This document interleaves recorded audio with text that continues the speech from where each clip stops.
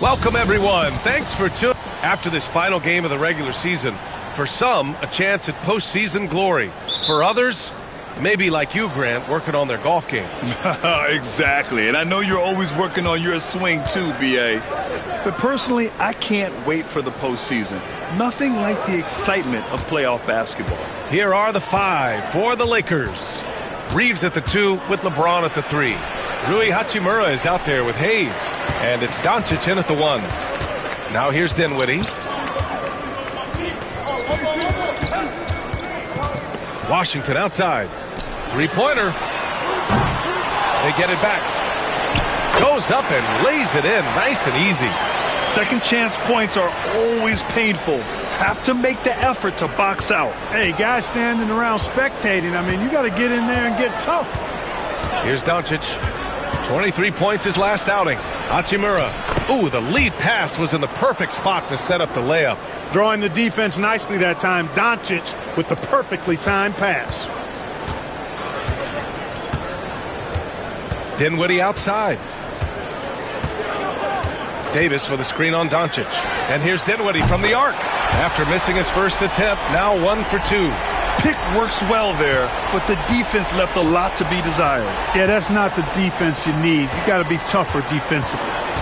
Now here's Hachimura, a dependable player on offense, giving them over 13 a game. And he gets the bucket. Luka is a massive guard. He can do damage inside just as easily as outside. Clark, Hachimura has always been a monster with his strength. He knows how to use his frame. He sure does, and he has an ample frame, B.A. And working out with LeBron during the summer and training certainly hasn't hurt him in that regard. He knows how to use his body, but he's also become a pretty reliable three-point shooter and all-around scorer. And this is exactly who you want taking that shot. He just missed it. Pass to Davis. This one for 3. And it goes out of bounds. That one off Gafford. With only 1 game left, let's take a peek at how the final seedings could look in the West. You take a look at the Lakers. Now in second, they look to be in terrific shape moving forward. And checking out the Mavericks, they're a ways down in the standings. I think for Los Angeles, they've been terrific throughout the regular season, showing they may be just the team to beat in the postseason. You know, the way they've handled just about every challenge that's been thrown at them this year, I don't see how they couldn't be considered front runners for the title. Dallas has gone 1 for 3 from beyond the arc. And there's a whistle. He'll head to the line to shoot 2. It's on LeBron James. You know, when you think about how the Mavs play defense, so much depends on how they defend the point of attack. They've got great rim protection and rotations, but if they aren't stopping penetration, it's tough. Take a break. Take a break. 2 shots.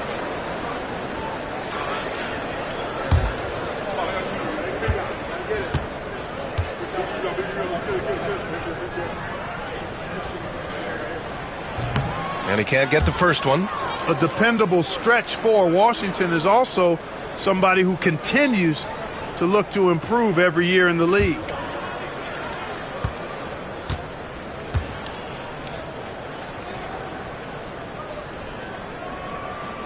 He hits the second from the line. And when you look at the Lakers, a lot has happened since their championship run in 2020, Clark. Yeah, it really has, B.A., and I think some of it you have to attribute it to a significant amount of roster turnover. And then you pair that with coaching changes. One of the keys to being successful in anything and at any level and in the NBA, stability, continuity. You've got to have it with your executive management team, coaches, and players. And they've not had that, so the consistency has been hard to find. And we've got a timeout from Jason Kidd. He wants to make sure everybody's on the same page.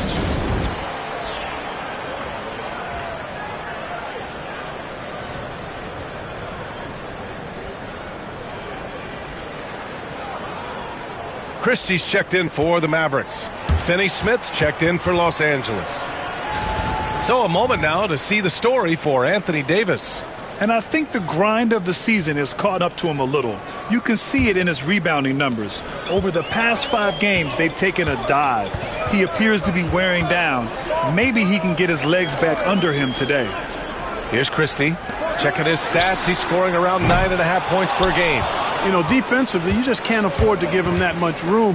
They're fortunate that he missed that one. In 2024, Luka Doncic recorded 6 consecutive 30-point triple-double games. That's right, B.A. The first time anyone has done it in NBA history. So if you didn't already believe in Luka Magic, well, there's some proof that the magic is real.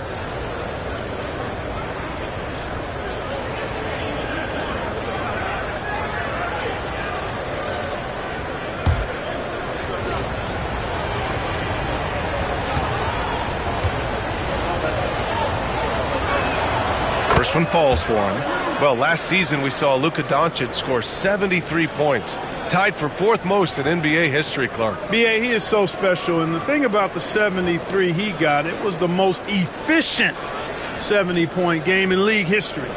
And with how offense-heavy the league is going, I wouldn't put it past him to go north of Kobe Bryant's mark of 81 at some point. He's got that kind of ability. Doncic hits them both. Luka Doncic is a do-it-all player. I mean, he does everything for this team, including being a walking triple-double threat on a game-by-game basis. Now here's Davis. 27 points his last game. 5 to shoot. Launches a 3. Again, the miss by Dallas. Los Angeles leading by 3. Let's send it to Allie LaForce, who caught up with head coach Jason Kidd. Allie? And I asked about LeBron James and how his team plans to stop him. He said, I told our guys that we can't give him any lanes to the rim, because when that happens, everything else in his game opens up. We need to clog every avenue to the basket. Guys, let's see if they're able to execute this strategy. And Allie, thanks. Here's Dinwiddie. The Lakers getting their last shot to go. On the wing, Thompson. A shot to stop the run. And it's Spencer Dinwiddie with a 3. Dinwiddie's got 6. Intelligent basketball. Keep feeding the hot hand. Outside Reeves. Pass to Hayes. Now here's Doncic. Rebound, Anthony Davis. Usually, guys, he's going to knock that one down from there. Proficient at operating in that medium range area. Thompson with it. Takes a 3. Another 3 for Dallas. Such a silky, smooth stroke from deep. Thompson, excellent accuracy. Outside Reeves. It's James on the wing. Outside Finney-Smith. Here's Reeves. He's scoreless. Here's Doncic. And good, as it takes a nice bounce off the right iron and down. Yeah, Luka's arsenal does cover the mid-range now. That inside the arc jumper is easy for him. On the wing, Thompson. He's covered by Reeves. Thompson, no good. Given his range, you'd expect him to capitalize on that opening. To the inside, James, bearing his second of 3 attempts. His overall size and strength really sets James apart from the rest of his peers when you think about his skill set inside. Now here's Gafford. He's averaging more than 12 a game, a consistent threat on offense. The teardrop. Oh, and there's the whistle on the shot. So 2 free throws for him coming up. That's on Dorian Finney-Smith. You know, when trying to defend Davis, the combination of size and quickness he has is a problem. Hard not to foul him. Dallas shooting their 3rd and 4th free throw attempts of the game. And that's a little better than they did last year from the free throw line. Shooting 2.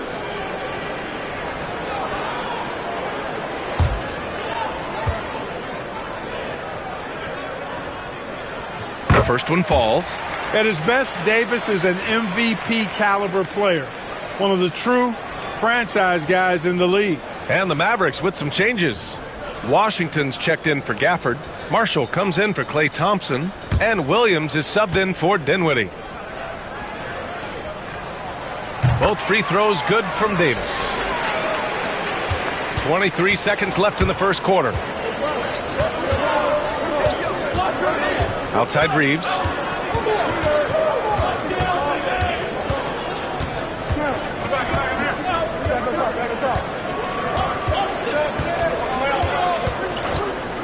Here's the three. Connects from downtown. He just brings a great feel for the game at the offensive end. Oh, what a performance by Luka Doncic. He has been the story for Los Angeles. Hunting for opportunities, leading to 9 points in the quarter. We'll be right back.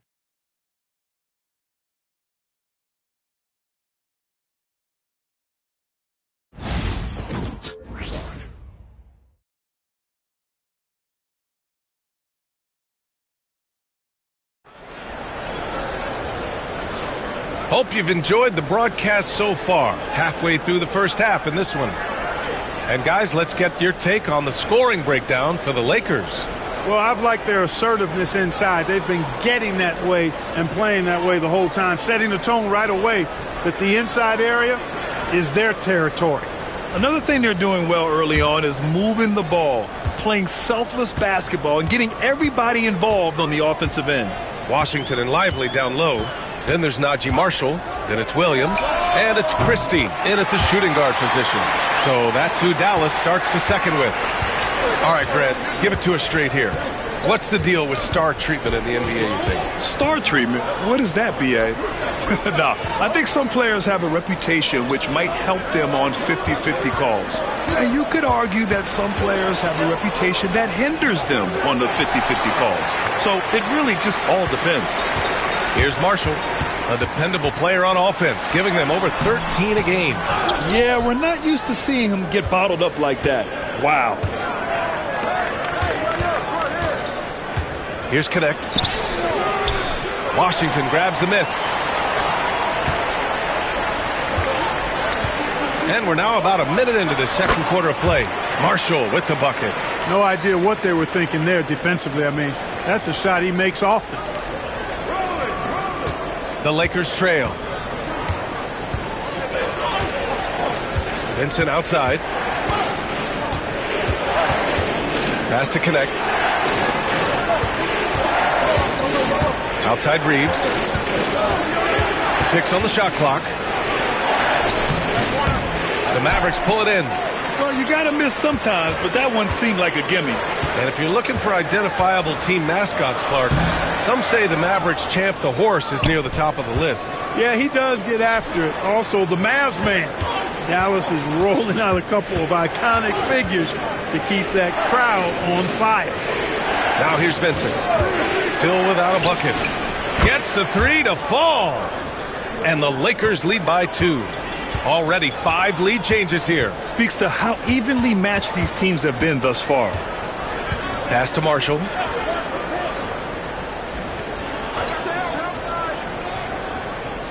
Here's Lively. Here's Christie. He's covered by Reeves. Marshall passes to Washington.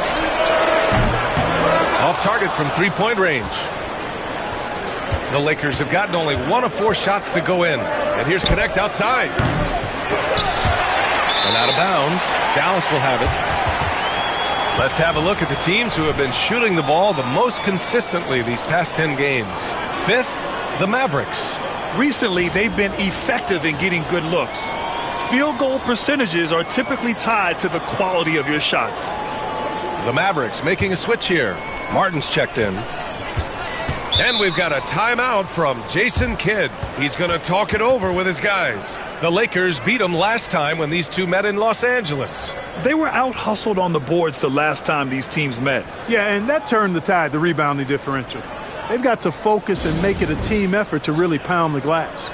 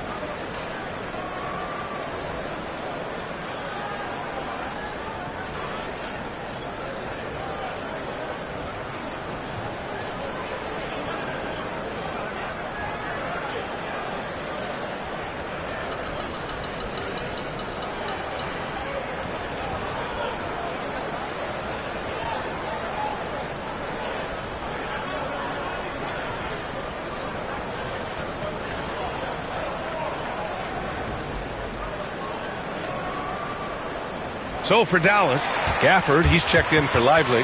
Davis comes in for Martin. And it's Hardy in for Christie. And the Lakers also making a change. Goodwin's checked in for Vincent.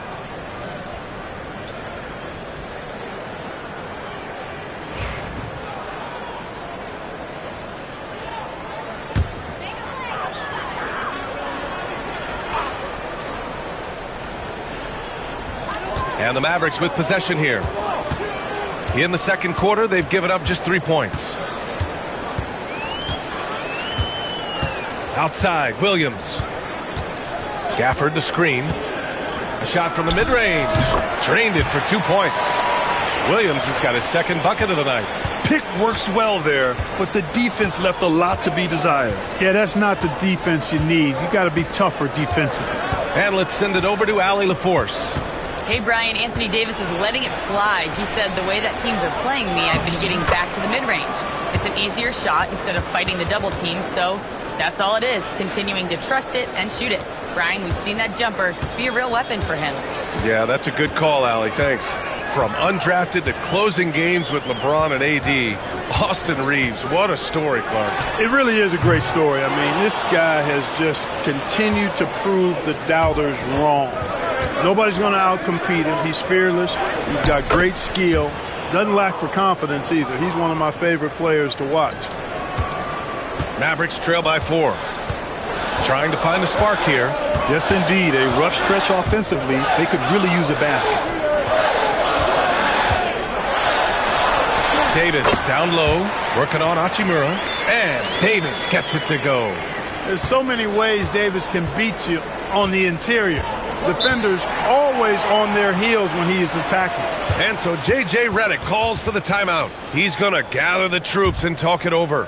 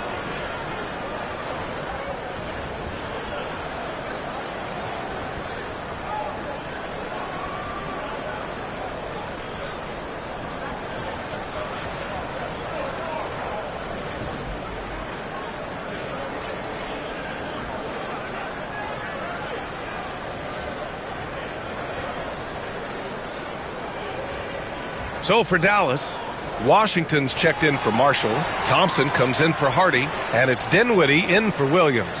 Vanderbilt's checked in for the Lakers. Luka Doncic comes in for Reeves.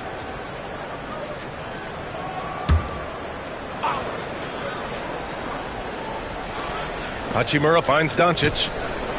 Outside Vanderbilt. Pass to Doncic. Shoots over Dinwiddie. The Lakers with another miss. The battle of the boards has been something to watch. Yeah, tit for tat on the glass. Just one more aspect of what's been a very closely contested ball game here. And it's Gafford missing. The Lakers have gotten 5 of 8 attempts to drop since the second began. Doncic against Dinwiddie. James, right side. James with the focus. Fighting through contact. Not easy trying to corral LeBron when he's focused on scoring. Good luck with that. Dinwiddie passes to Gafford. Now Thompson over to the wing. From downtown. Another miss. He's 1 for 4 from the field. And so it's James with it. He brings it up for Los Angeles. They lead by 4. Here's Goodwin. He's covered by Dinwiddie. Doncic outside. And the three off target. He hasn't helped the cause with his shooting, but his teammates have had his back. Gafford with a screen on Doncic. Oh, and Clay makes that three look so easy. Not too many players have ever had the feel for the three-point shot like Clay. He was born to shoot the deep ball. Pass to Goodwin.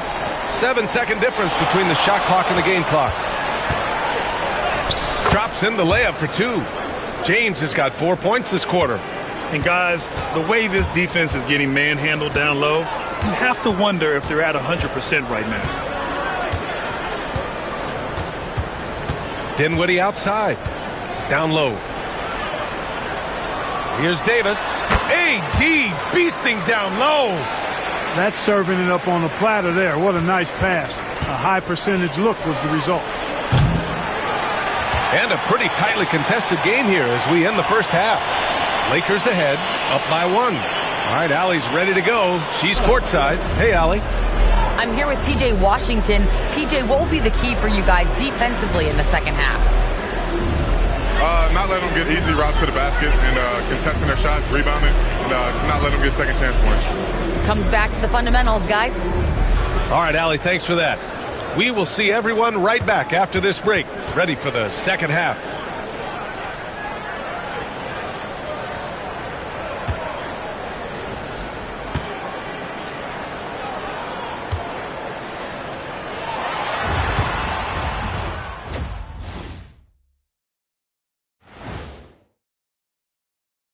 Hey, folk, they've been choosy when hunting for shots, guys. I like that. Trying to capitalize on every single possession. Yeah, you love the consistent.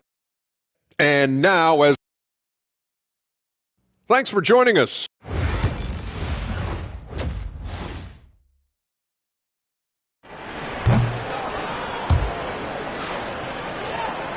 And as we get into this third quarter, as we've seen so far, neither team able to create much separation on the scoreboard.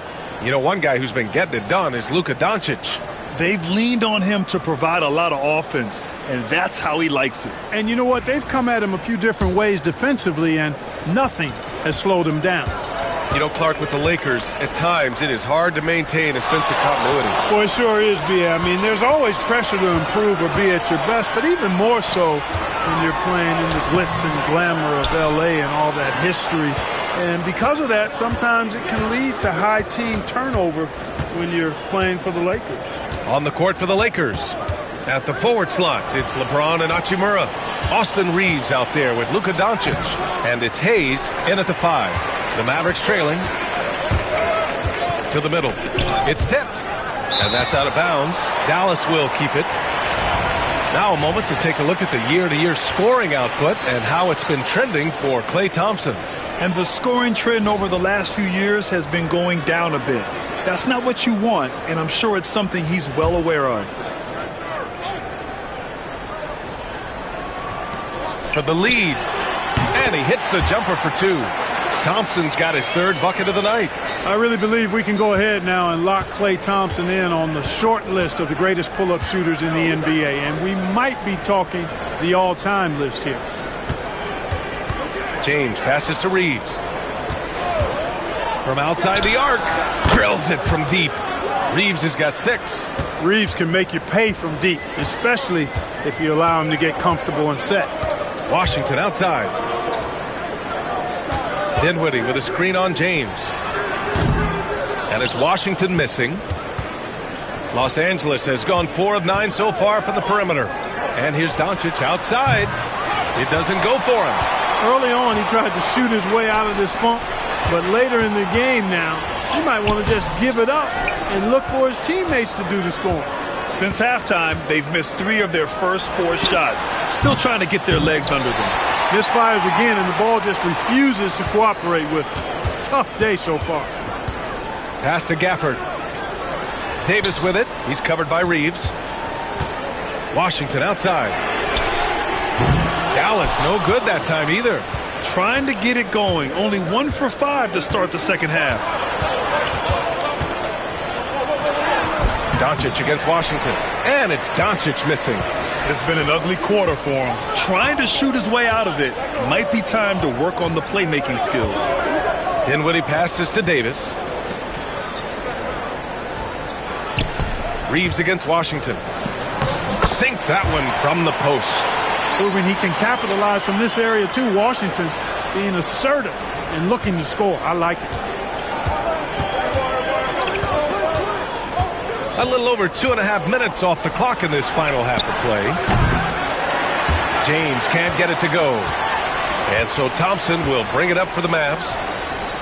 Since the second half started, they've only given up 3 points. Back to Washington.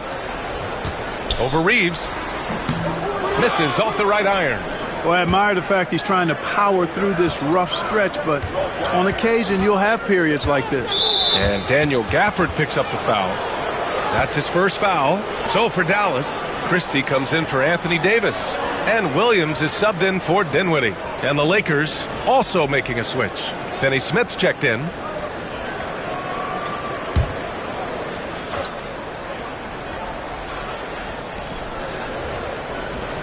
For three. Sinks the tray.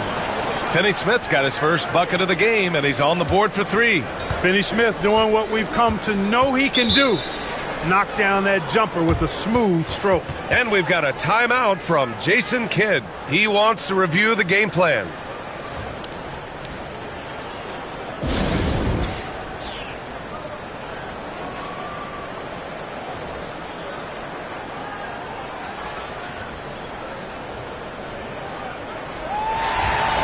And these shooting guards have been great at the line. 5th on the list, Austin Reeves. And two guard is a position where you'll find a number of great free throw shooters. These guys are the best of the best. Yeah, I don't care what their position is, guys. I mean, they deserve a bunch of credit for those numbers. Each one of them is just so clutch at the foul line. Again, the miss by the Mavericks. The Lakers lead by 3. Just over 3.5 minutes through the third. Doncic finds Reeves. Pulls up on the wing. And the rebound goes to Dallas. Gafford's got 6 rebounds here tonight. Grant, how about that in-season tournament win for the Lakers in 2024? Yeah, honestly, it just makes sense that the first of those trophies would land with a historic franchise like the Lakers. Pass to Thompson. Fires the 3. Again, the miss by Dallas. He didn't make them pay for that weak defense, but they just can't rely on him to miss those kind of shots. LeBron, a smooth operator inside. That's his go-to, doing what he can to strengthen their lead. Mavericks trail by 5. They're searching for a way to score. Yeah, buckets have been very tough to come by. Williams up top, guarded by Doncic. Williams against Doncic. Williams misses. The Lakers lead by 5. James outside. Pass to Doncic. And they doubled up Doncic. Down to 5 on the shot clock. Puts up a 3. Christie with a rebound. He made a 3 back in the first half, but that's it. We'll see if he can find his stroke. To stop the drought. Doncic pulls down the board. Doncic has got his 7th rebound here tonight. It's James on the wing. Back to Doncic. And they're going to count that bucket, and they'll send him to the line. It could be a 3-point play. Luka very intentional in what he's doing here. He understands he's going to get hit, but he's seeking out that contact and playing right through it. Los Angeles shooting their 3rd free throw shot of the game. Vanderbilt's checked in for Los Angeles. Connect comes in for James. 1 shot.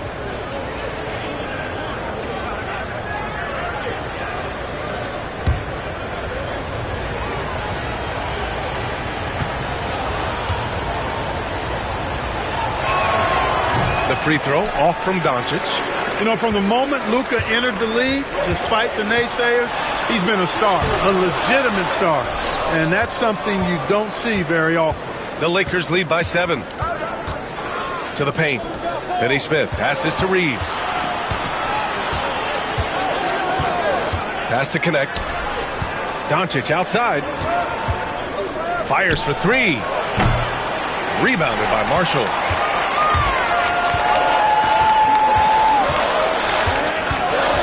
Over Reeves. And that's not going to go. The third quarter comes to a close. It's Los Angeles. They lead by 7. And don't go away. We'll be back in a few moments. It'll be the fourth quarter of basketball coming up next.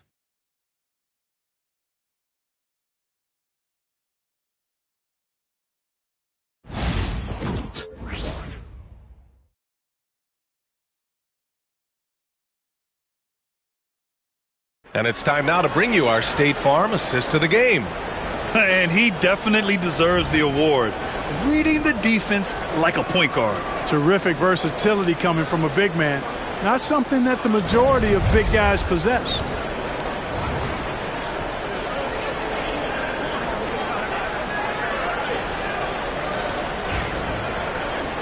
The fourth quarter has arrived. So good to have you with us. And so it's James with it. He brings it up for the Los Angeles Lakers.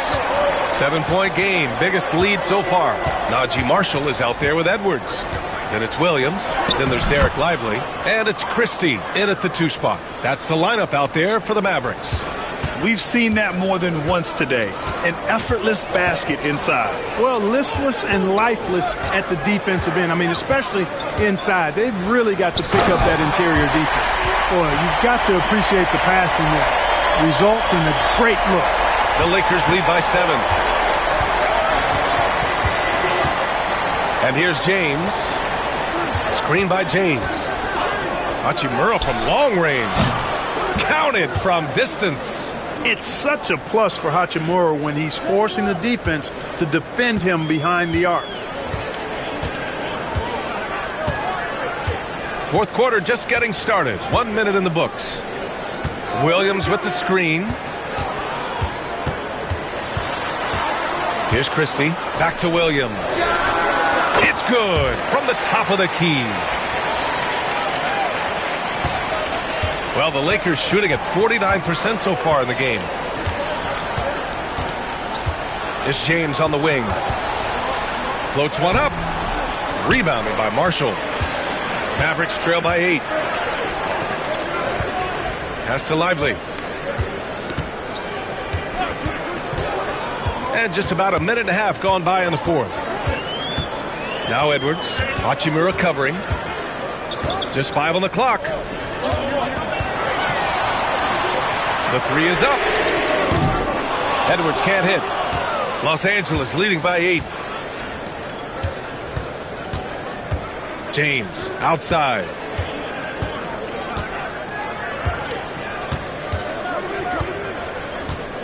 From 9 feet. And all around the rim that time before dropping. And the Lakers lead by 10. Looks like we're starting to see a pattern here. Not afraid to get in the paint and get wet. Well, I agree with you. 4 of their last 5 baskets have been exactly of that variety. And so Jason Kidd calls for the timeout. No doubt he's going to utilize the opportunity to make sure they're all on the same page here. And the Mavericks going with a whole new group out there. Time now to hear from our reporter, Allie LaForce. Hey guys, I was able to catch the message that Jason Kidd was giving to his team. Coach wanted his guys to ignore the scoreboard. He said, don't even look at the numbers. Just take it possession by possession, make every chance count, and we'll see where we stand at the end of this game. Back to you guys. Appreciate the report, Allie. And Davis gets it to go. I know Davis would prefer to get it inside, but he's making the most of his mid-range chance. James passes to Hayes. Doncic feeling it out a bit. James against Washington. Oh, great focus from James. How many times have we seen LeBron do this? Take over a game. Put up big scoring numbers. A bunch. Dinwiddie gets the bucket. Good, solid execution inside. That's exactly the look you want. Los Angeles leading by 8. Doncic passes to Hayes. Now Reeves. It's James on the wing. A bit under 3.5 minutes have passed here in the fourth. Ooh, Washington with the defensive effort. The Mavericks have gotten 4 of 5 attempts to fall so far in the fourth. Thompson finds Washington. Dinwiddie outside. Up top, Davis.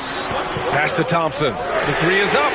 Klay Thompson, a killer from the corner. Fantastic to see Klay Thompson deliver when his team needs a basket most. Gafford against Hayes. Inside. And Doncic the bucket on the assist by Hayes. And the Lakers lead by 7. Great timing and coordination. Lays it in coming off that pick. And he lobs it up to the rim. Davis misses. Looking for the spectacular and coming up empty. And you know, guys, always a tough catch on the lob. Placement and timing have to be close to perfect. And James gets it to go. Yet another stellar night for LeBron offensively so far. In some ways, he's just unstoppable. Davis down low. Hachimura covering. Davis can't hit. The Lakers lead by 9. Puts it up from 12. Washington grabs the miss. Washington's got his 5th rebound in this one. Thompson, a screen on Doncic. Pass to Davis.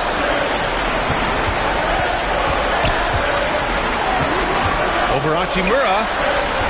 Davis can't hit. And Reeves has got the ball here for the Lakers. And here's Hayes. Doncic, a screen on Davis. Hayes, the pass to Doncic. No good on the 3. Dinwiddie against Doncic. Pass to Davis. They grab their own miss. Gafford. And the layup is good. It's a 4-second differential between the shot clock and game clock. And that one goes out of bounds. Last touch by Reeves. I'm not sure whose fault that was, guys, but they need to get on the same page here. And Dallas calls time here. 26 seconds left in the game.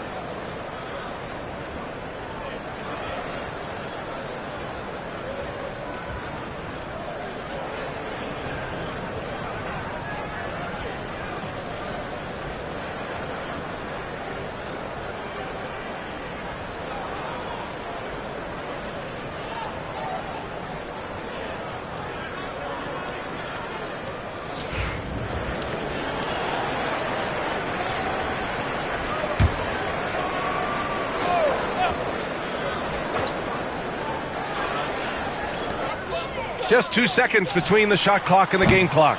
Offensive board. Davis down low. He's against Hayes. Dinwiddie, no good.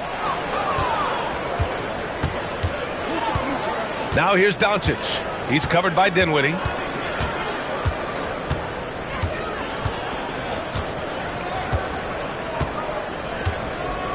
So it's Los Angeles picking up the win. They played the villain tonight, and they played it well. Yes, they did. And, you know, you have 2 choices. You can either succumb to the hostility in this arena, or you can feed off of it and use it as motivation. They did the latter.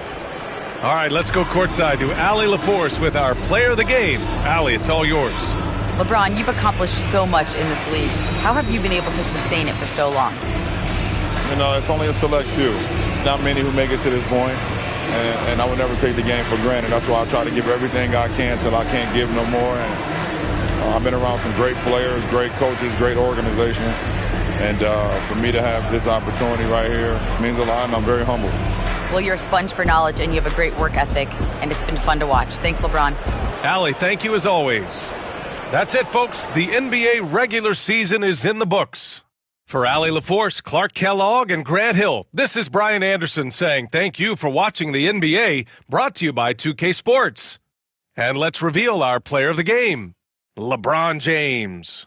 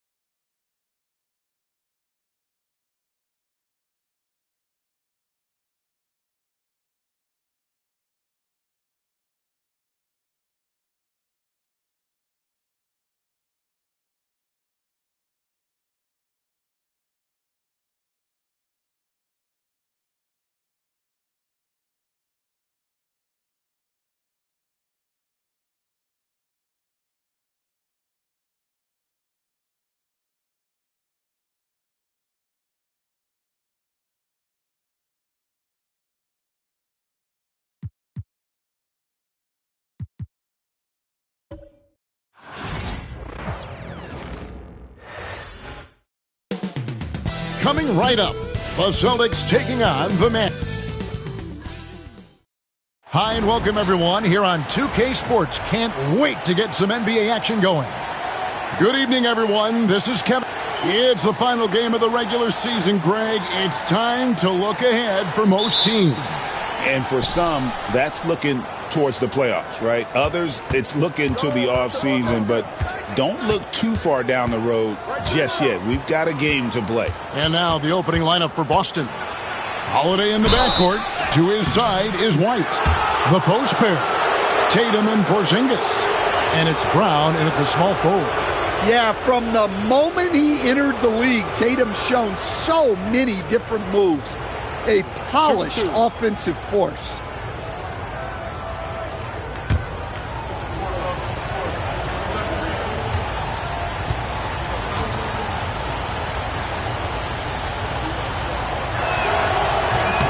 He's off on the first. And Stan, as he enters his prime, Jason Tatum is shooting to become the face of the NBA. Yeah, and Kevin, he knows winning is the key. For a star player on a great team, learning that balance, when to take over and when to set up your teammates is a big part of it. And the second free throw, good. GA, these Boston Celtics are unquestionably a top-tier offensive unit. Stupendous shooting, excellent instincts with the ball. Yeah, they are a model offense in many ways, making it tough for many teams to keep up with them. Wagner from long range. Porzingis with the rebound. Last game for the Celtics, they pick up the win against the Knicks. And bottom line, they found ways to score. Credit the game plan going in. It was right on the money. Yeah, that kind of performance on the road really speaks to their preparation and mental fortitude. Banchero, a screen on Tatum. Here's Joseph. Uses the glass to finish the layup. And I'll bet that's what they talked about before the game, getting the ball inside early. Brown outside. Pass to Tatum. Porzingis with a screen on Banchero. And the basket by Tatum. Look, this is Tatum's game. He's got a superb shooting motion and attacks without hesitation. Joseph sets a screen for Caldwell Pope. Here's Banchero. Good on the triple. And that pick takes the D totally out of the equation. Yeah, you've got to lock and trail hard. You can't allow him a clean look from that. Tatum against Banchero. Shot from 6. It's stolen by Banchero. Shoots it up. That shot by Caldwell Pope, no good. And here's Holiday, who will bring it up for the Celtics. Trailing by 2. Porzingis can't hit. And close to making the defense pay for the lax coverage that time. Back to Joseph. Pass to Banchero. Shoots over White. That's good from Banchero on the assist from Joseph. Banchero's got 5. Oh, good to see that Banchero has options if he can't penetrate. Your game has to be multifaceted in the league. And we've got a timeout from Joe Mazzulla. He wants to regroup and go over the strategy.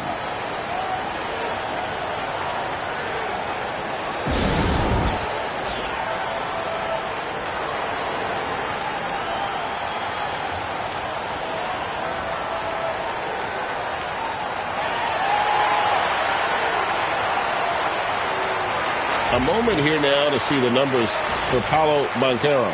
Just an incredible month of basketball. And don't forget, top 20 in the league in rebounds per game. He's got a great nose for the ball. And what he's doing right now, carving up defensive schemes at will, second best scorer in the league. It's just a marvelous thing to watch and appreciate. Tatum's shot is off. Well, this isn't the start they wanted.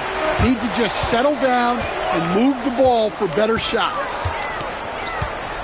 Pass to Wagner. Kicks it out to Banchero. Bucket number 3. He's a perfect 3 for 3 to start. They've wasted no time settling into their offense. Let's check in with our reporter, David Aldridge. Kevin, well, like a lockdown corner in football, teams just try to keep the ball away from Jrue Holiday. He says, I feel like they're not afraid of me, but like, okay, get him off the ball. To me, that's respect. I don't need other people telling me how good I am. You can see it by their actions. Kevin? So true. He can be intimidating, David, and we thank you for that report. Here's Carter. Throws it down as the official calls the foul. It may be a 3-point play. It's on Porzingis. Well, what poise from Carter Jr. Just taking the hit and pushing through it all. And this is his first trip to the line tonight. Goga Bitadze's checked in for Orlando. The Celtics also with a sub. Horford's checked in.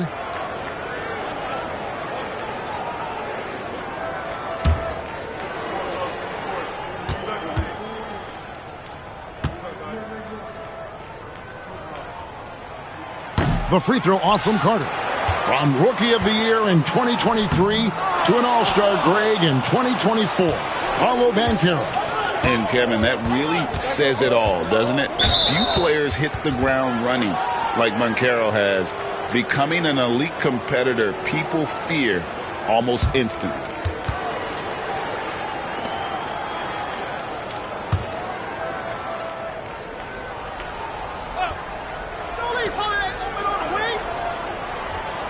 Outside Holiday. Porzingis sets the pick for Holiday. He takes it in. And one of the most respected players in the NBA is Jrue Holiday. Yeah, Kevin, he's a 3-time Teammate of the Year award winner. He's also a Sportsmanship Award winner. He is a pro's pro.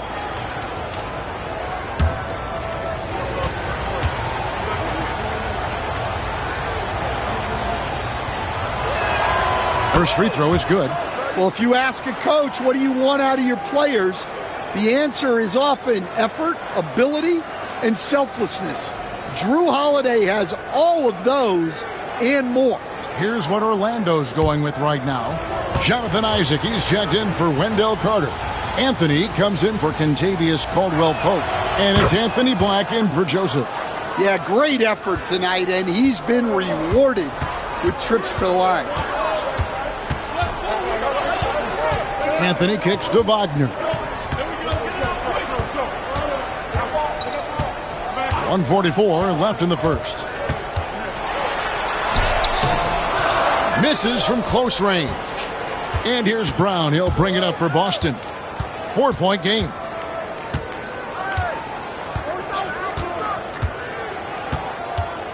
There's the drive.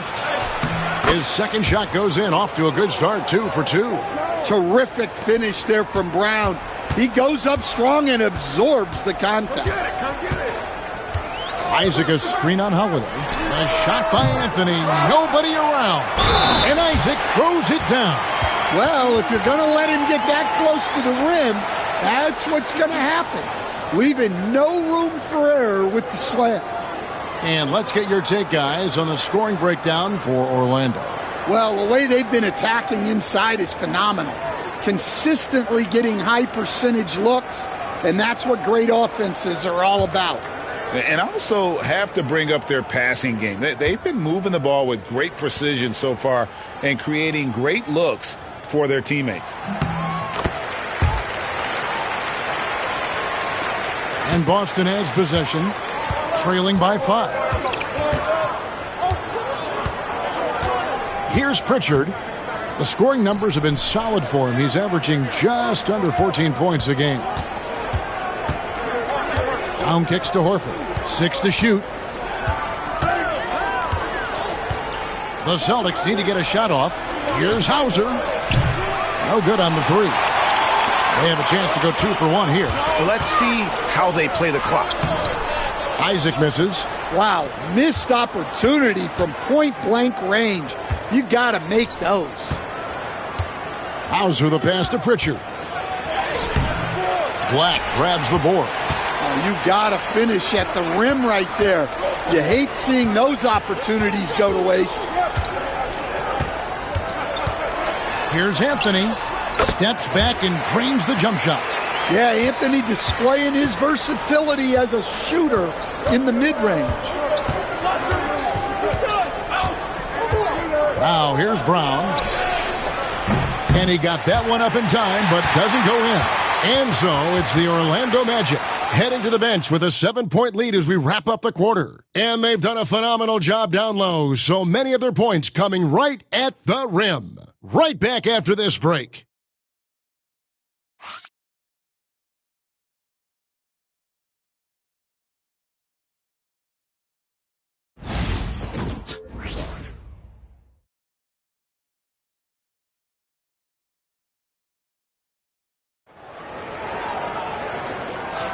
And if you're just joining us, we've played through 1 quarter in this one. And when you consider how the Magic are doing, what do you think? Way to set the table. Offensively, they dominated on the interior. Well, if they're going to be that ferocious inside, this defense is in for a long night. And Stan, we seem to be in the midst of a big man renaissance in the NBA. And I love it. So that being said, which of these big stars do you like the most? Well, that's a tough question because there's so much talent and they're all different. You've got Embiid, who is unstoppable offensively. You've got Wembanyama with his combination of size and length, skill and agility. You've got guys who can shoot the ball. But the guy that combines the most of those things that I would take, Nikola Jokic. We've got Paolo Banchero. Anthony is out there with Black. And it's De Silva in at the 3 spot. That's the group starting the second quarter for the Magic. Lets it go from deep. The rebound by Bataze. Magic leading by 5 to the inside. Here's Banchero. Craig pulls it in. On offense, here are the Celtics. They haven't allowed any points in the second quarter. Tatum way outside. Tatum with another miss. Orlando, they've gone 0-3 and are still looking for that first bucket here in the second quarter. Outside Anthony. Some nice ball movement by the Magic. Here's Banchero. Can't get it to drop. Made 3. Missed 2 from the field. Guys, they're looking for a way to score here. Yeah, they've had a tough time taking the lid off. Shoots the three. A shot by Pritchard, no good. And so here's Orlando. Still looking for their first basket since the first quarter. Stan, as you know, in past years, Peyton Pritchard had always wanted a starting role. Now, more opportunity, and he has responded.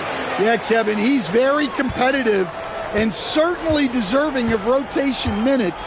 He is just now entering his prime. Here's Pritchard, still without a basket.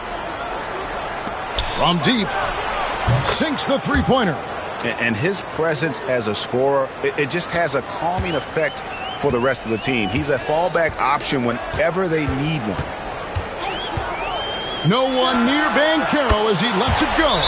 And they come right back with their own three-pointer. And when they've gone to him, he has come through big time. You got to keep getting him touches. And we've got a timeout from Joe Mazzulla. Wants to talk some things over, might be seeing some things to adjust.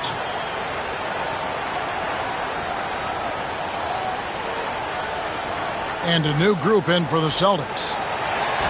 And taking a broader look here at the year-over-year scoring trend for Drew Holiday. And looking at his offensive numbers from the past few years, it seems like teams around the league have kind of figured him out. He's having to work a lot harder for his points, and they haven't been coming nearly as easily as they used to. Celtics trail by 7. Brown outside. And foul on the shot, so he'll get a chance at the line. And Greg, we were talking Jaylen Brown making the 2023 All-NBA second team. That was big for him, wasn't it? Yeah, Kevin, it made Jaylen eligible for the Supermax, signing for that 5-year extension in July of 23. At the time, the largest contract in NBA history. And he knocks down the first one. A talented scorer and versatile defender. The athletic Brown is a vital piece for this team.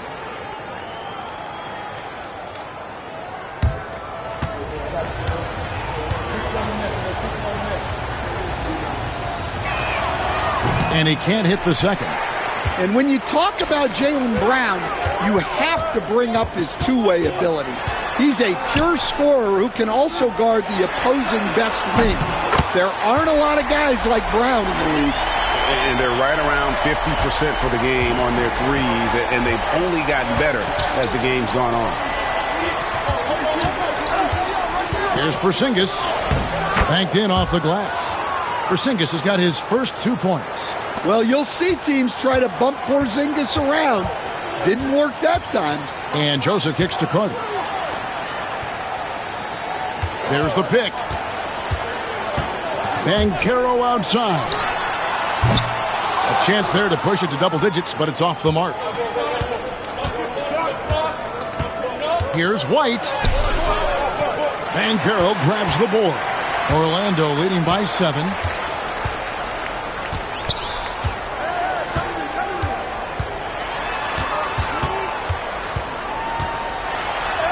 And he drops in the layup off the glass. Banchero's got 10 points now just in this quarter. Yeah, this quarter's all about him. He's just dominating at the offensive end. White the pass to Holiday. Porzingis with a screen on Joseph. Really left alone that time. Holiday's got 5 now. That was big because they dug a big hole in the first quarter, but starting to show signs of life. Tipped away and taken away by Brown. Pass to Tatum. Outside, White. Down low. Up it goes, and the Magic lead is cut down to 4 on the bucket from Brown. Look, Brown's a great athlete. I love to see him work inside. And we've got a timeout called by Jamal Mosley. He wants to talk to his guys.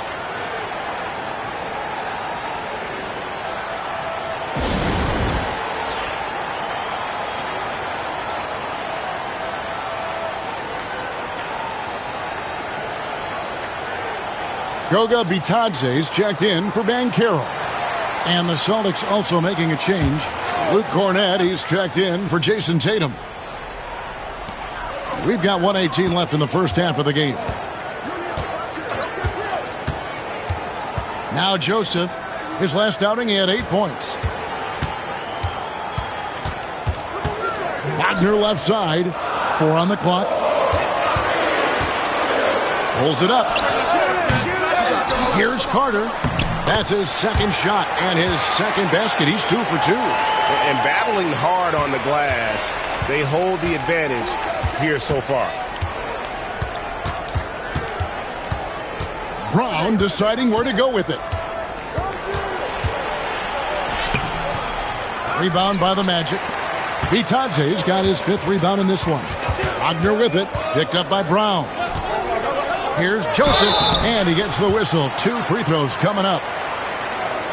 The Magic have converted 1 of 2 free throws so far today.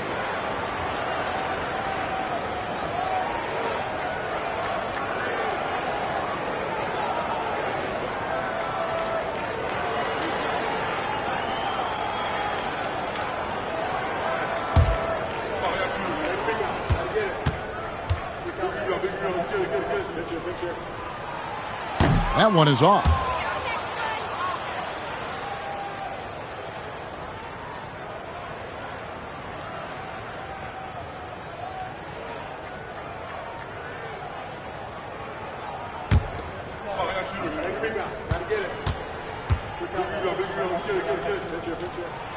Good on the second free throw.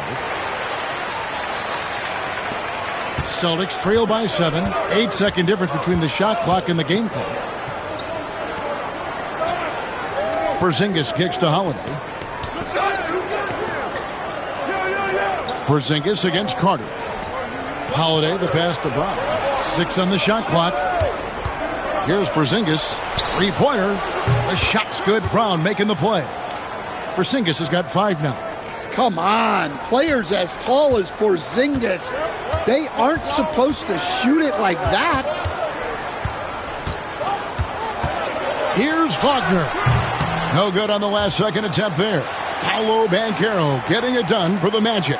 He's been a major threat from 3-point range. Got 2 of them to fall in that quarter. And now we'll send it over to David Aldridge, who is standing by courtside. David. Thank you, Kevin. Here with Kentavious Caldwell-Pope. And Kentavious, you guys were getting a lot of offensive rebounds in the first half. How important was that? Oh, man, that is important, man. We got to keep them off the glass. We can't get them second shot, and we got to offensive rebound too as well. Get us some second chance at the basket. Just keep working hard. Well, you made it work in the first half, KCP. Thanks a lot. Back to you, Kevin. Thank you, David. And we'll be back for the third quarter of action following halftime.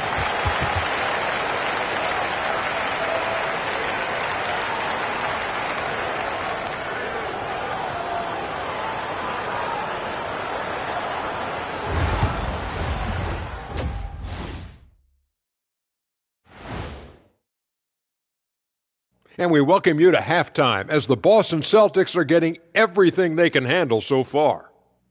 Fellas, you got to love watching teams go at it like this. Love seeing it, Ernie. It's fun to see these teams, the fans, and us in the studio. Yeah, it makes me want to get there and play again. You guys good if I go suit up for the second half? I would love to see it. You good with playing for free? Because if you leave, we're not paying you for skipping out of here. And turning back now to talk about the Orlando Magic. What a close game this has been.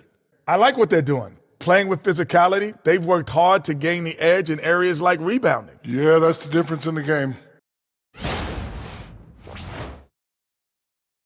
And that'll do it for halftime. We send you back to Kevin Harlan, who has the second half call.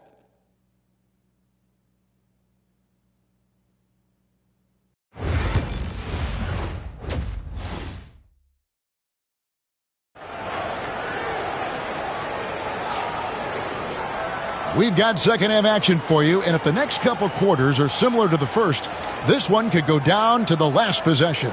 You know, Paolo Banchero, guys, has been exceptional. Well, we'll find out if they were able to find an answer for him over the break. He was scoring with ease in that first half. Yeah, I'd love to see what they drew up in the locker room, because you're right. He's the problem right now.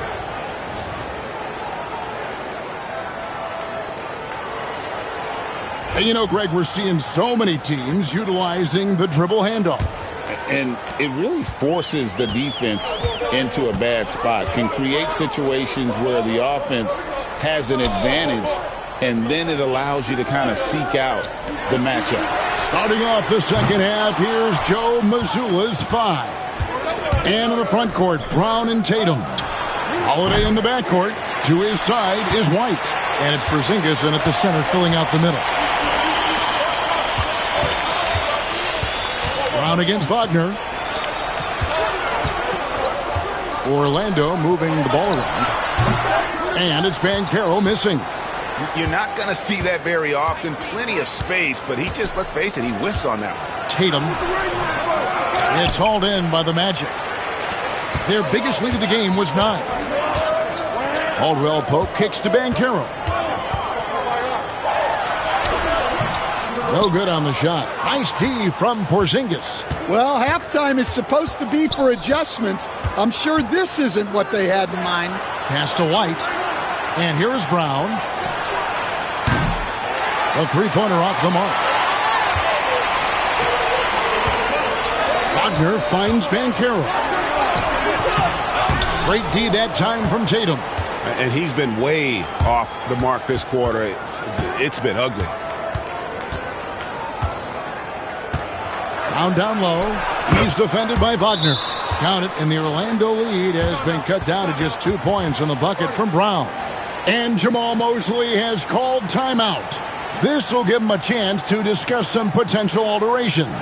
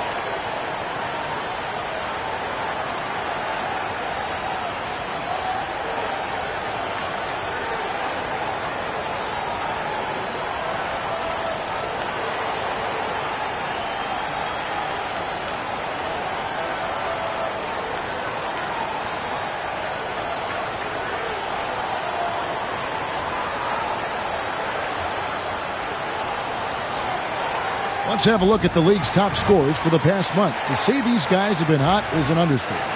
Second is Paolo Banchero. What a performance offensively. Something has really clicked with his game over this stretch. Carter dishes to Banchero. That one falls, coming off Carter's feet. Banchero's got 20. And this is the type of go-to scorer this team wants Banchero to be. They love his confidence. White finds Holiday. Outside Tatum.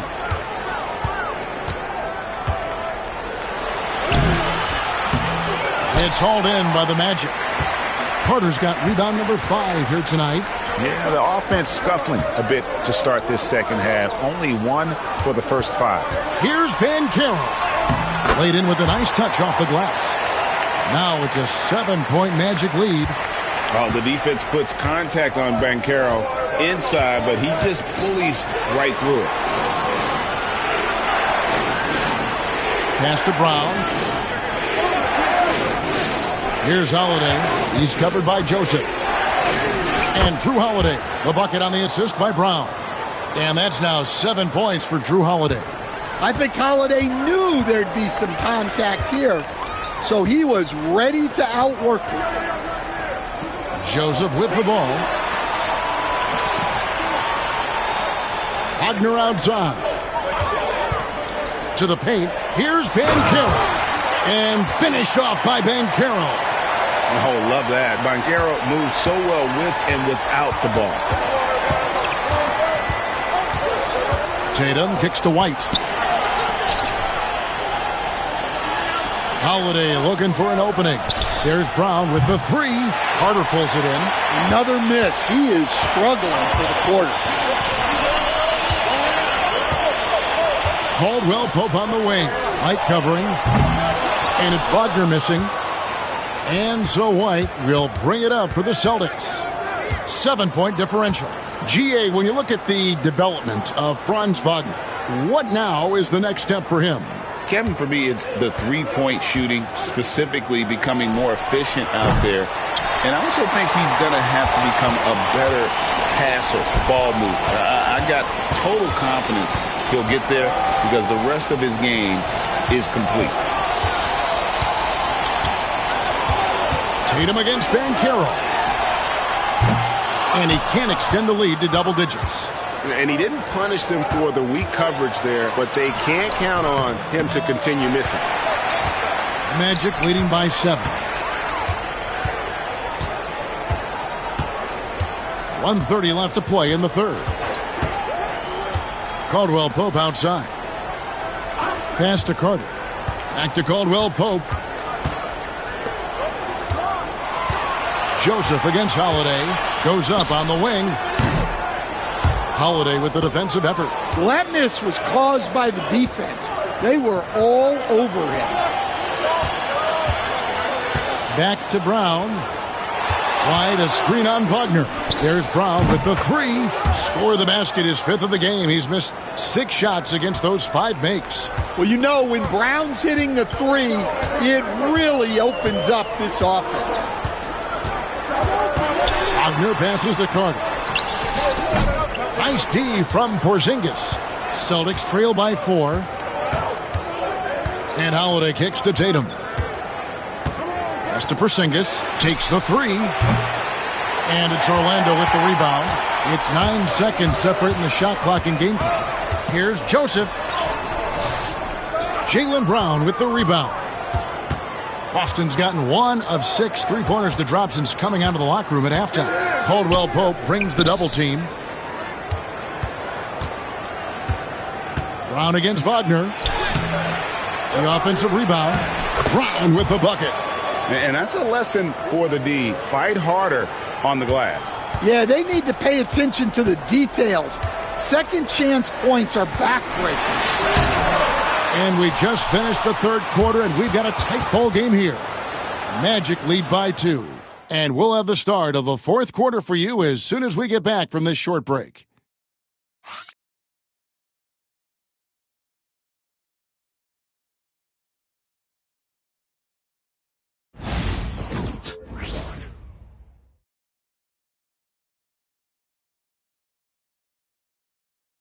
And now we have a moment to reveal our State Farm assist of the game. And the winner today, the big fella here with the sweetest of dimes.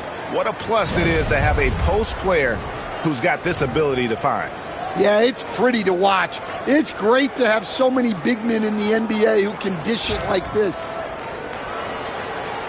And I know I speak for all of us when I say I can't wait to see what kind of finish awaits us here in the fourth quarter. Black is out there with Anthony. Then it's Paolo Banchero. And it's Bitadze in at the center. That's is out there for Orlando. Really the right play defensively. If you can't block, force them to the line. And a moment here to take a look at the scoring breakdown for Orlando. Well, they've been owning the painted area offensively. I love the intensity they're playing with down there. And we also got to talk about the damage they've done inside. The opposition having a hard time keeping that ball out of the paint. Makes it, and the next one could tie it up.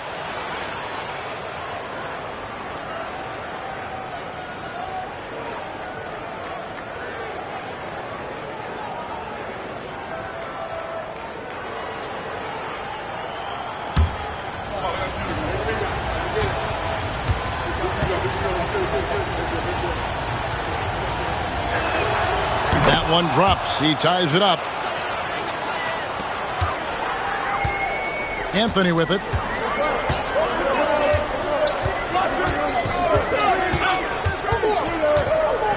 Oh, and the jam by Anthony. Well, Anthony's showing us the spring in his step. Boston shooting just 39% from the field, struggling to find that net. Craig sets a screen. Here's Pritchard, and the layup's good off the glass. Pritchard's got it all tied up now for Boston. And that's right in his wheelhouse, looking to make an impact when it counts. Well, you know this is when they lean on him, and he delivers with a much-needed score. Craig against Banchero. Back to Black. Lets the three fly. Good on the three-point shot. Black's got his first 3 points of the game. Confident and composed on the three-point shot at a critical juncture. Here's Pritchard.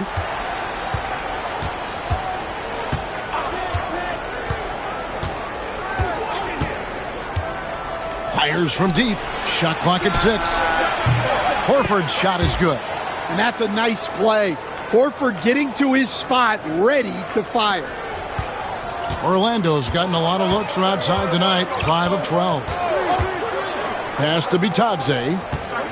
Now Anthony. Inside. Bitadze with the bucket. Bitadze's got his first points of the game. Smart pass by Anthony. He has that good sense for when he should look to dish.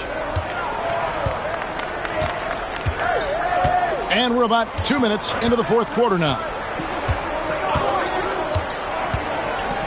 Here's Pritchard. And it's Orlando with the rebound. Bitadze's got his 6th rebound on the night. Black kicks to Anthony.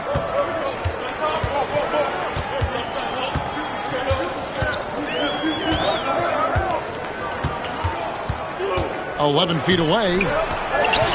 Kicks it out to Banchero. Busts the J after the cagey pass fake. Banchero's got 9 points here in the second half. And we've got a timeout from Joe Mazzulla. And clearly an important juncture. He's going to have some choice words with his team.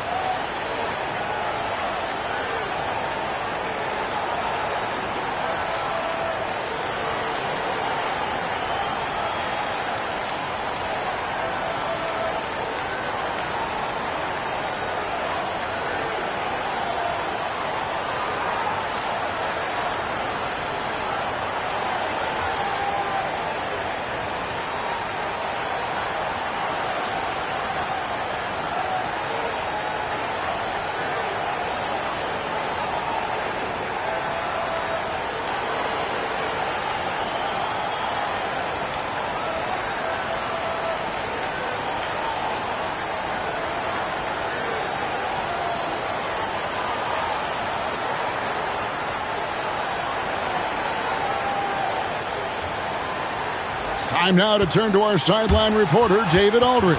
David.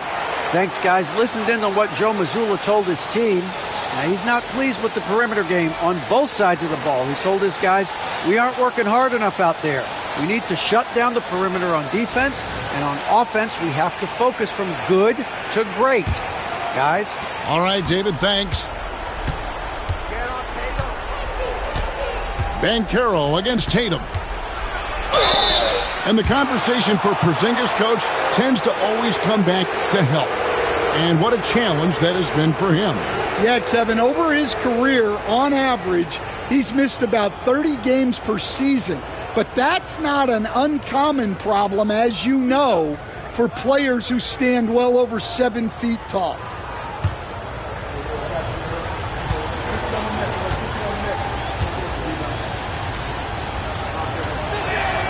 First free throw is good.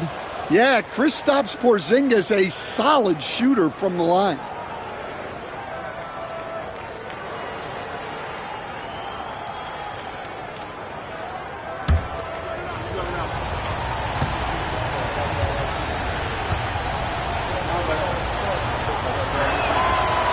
both free throws good for Porzingis. Wow, they've made every free throw here in the second half. Banchero outside.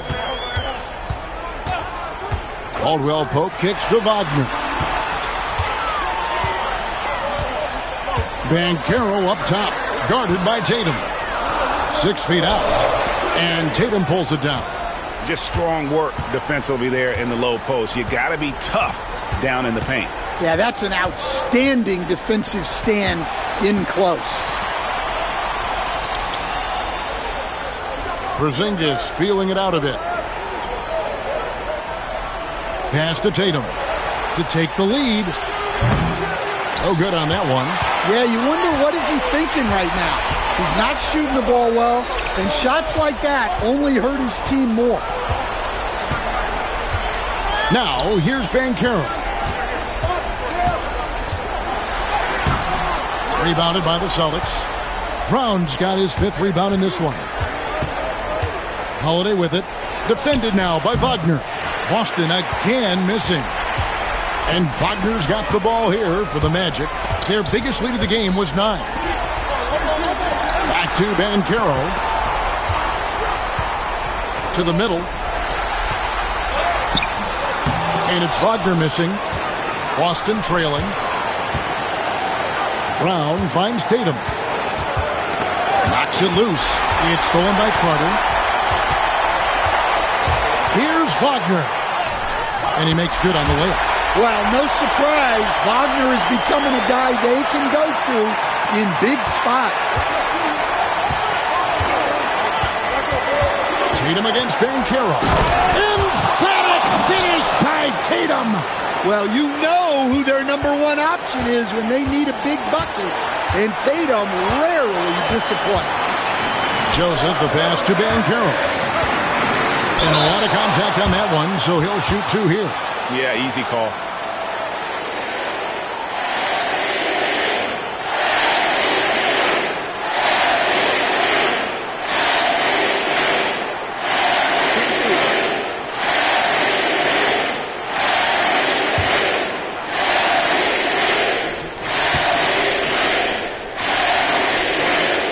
He hits the first one, and that makes it a 3-point lead.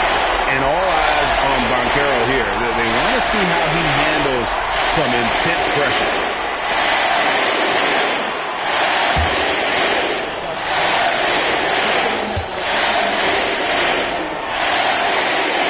Second free throw, no good that time. He really wanted that one. And here's Tatum for 3, and again for 3. And he shattered the franchise single-season high for three-pointers made. Getting them up and connecting with high volume. He's been a flamethrower all season long. And that one clearly a foul. Gets the whistle, and 2 shots coming up. It goes on Jason Tatum. And the biggest reason Banchero went first overall, power brings your playmaking ability at 6'10". He's got a very rare skill set for that size.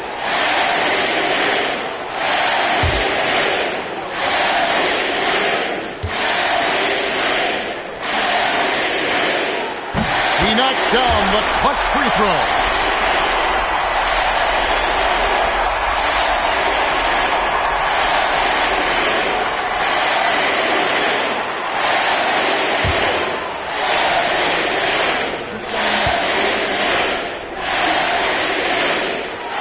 So he goes 2 for 2 at the line, and it's a 2-point ball game. And how about the composure there at the line? A ton of pressure on those free throws, and he knocks them both down. Here's Tatum. Got it. A huge shot to tie it up. That is world class. Yeah, and I can say from experience, his coach just breathed a huge sigh of relief. And Jamal Mosley has called timeout. This is a huge moment, folks, in this game. And he wants to be prepared.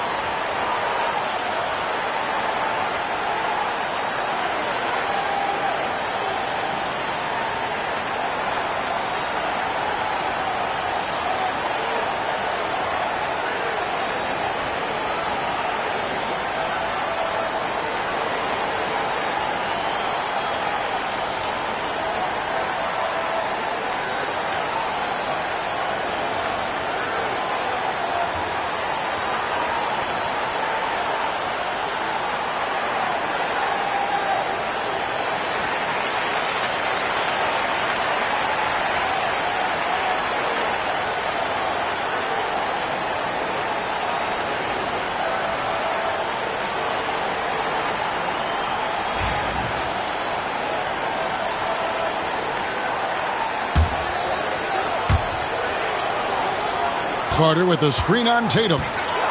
Here's Banchero. Porzingis with the rebound.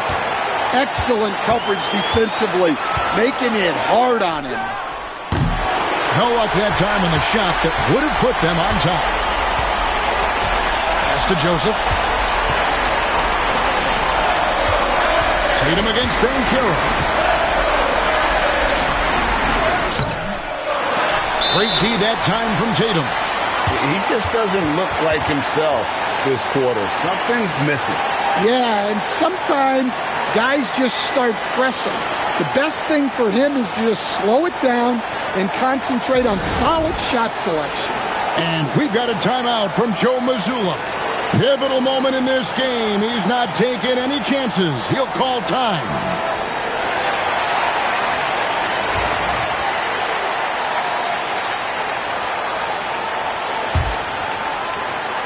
And they're in position to take the lead. And how big would a bucket be at this stage of the game?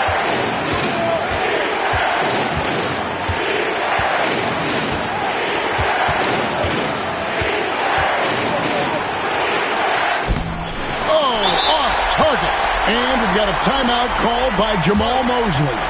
The magnitude at this juncture in the game clearly warranting a timeout.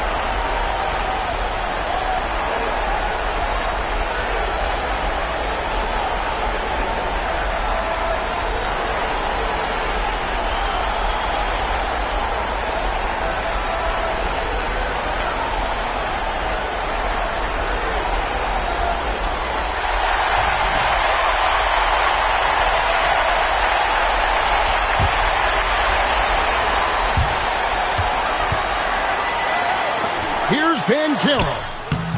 Oh, couldn't sink the shot, and we're going to overtime. And that's going to do it for regulation. So we are headed to overtime. We'll take a quick break, then get you back to the action.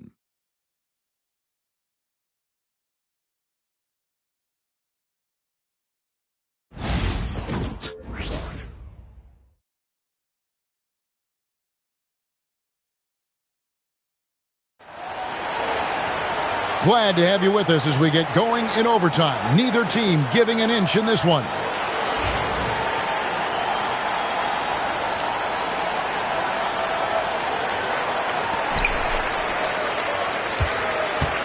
And here is Joseph.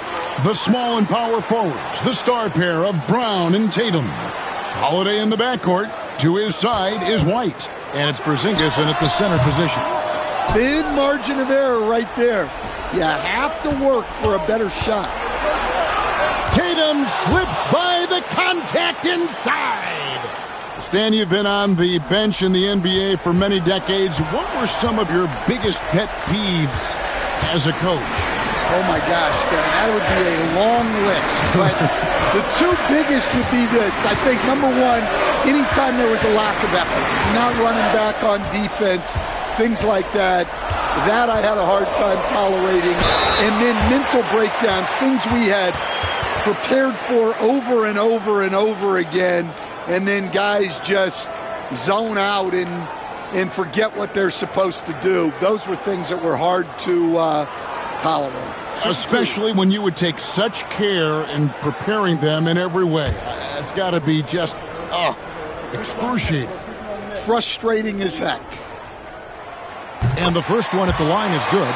Well, you know, he's already an all-star level talent. Banchero's upside and his versatility, you've got to be excited about his future.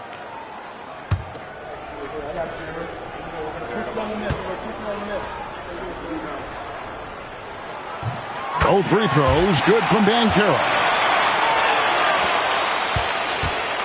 And so Holiday will bring it up for Boston. Porzingis with a screen on Joseph. Here's Tatum. Yes, and it's Holiday with the assist that time. Tatum's got 4 this quarter. Yeah, no question Tatum can take over a game at a moment's notice. Banchero, rebound Boston. Holiday with it, picked up by Joseph. And here's Tatum for 3. And it's Wagner with the rebound. Orlando trailing here.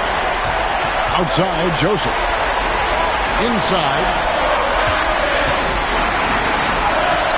Banchero inside. He's against Porzingis. Nice D from Porzingis. White dishes to Tatum. The kick out to Holiday. Back to Tatum. From past the arc. Carter pulls it in. Carter's got rebound number 8 now on the night. To the paint. Banchero inside. Guarded by Tatum. And it's Banchero missing. Brown jams it in. Well, Brown sees himself as a leader on this team, and he can come up with big points when they need him to. And that's life above the rim, courtesy of our AT&T 5G Slam Cam. And we've got a timeout called by Jamal Mosley. And he knows there's no room for mistakes and wants everyone on the same page.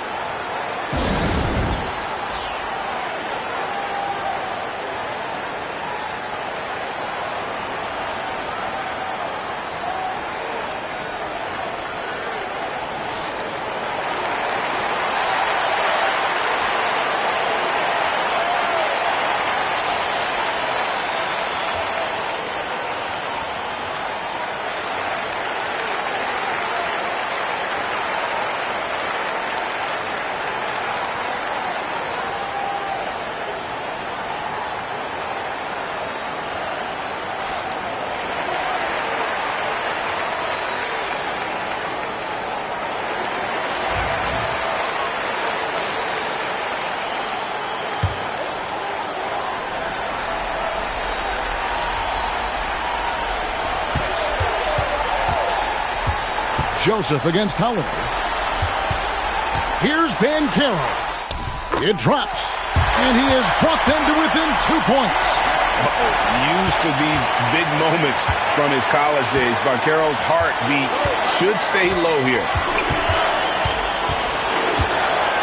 And that's a foul called on Franz Wagner.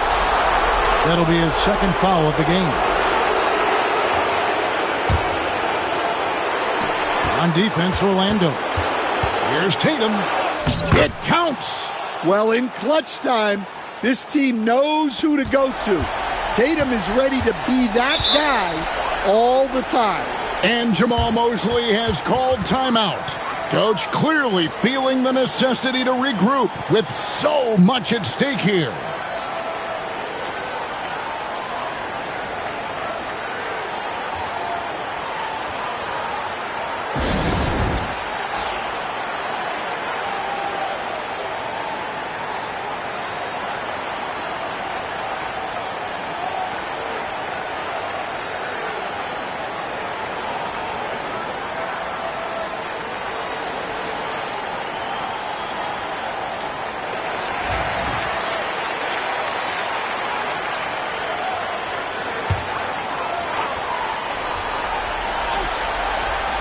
Here's Wagner. Carter with a screen on Brown. 13 feet away. Good! And he has brought them to within 2 points. And this is why they go to Wagner here. He can get them the clutch points. And so they foul intentionally. Had to foul, and on that occasion to stop the clock. That's the enemy in this situation.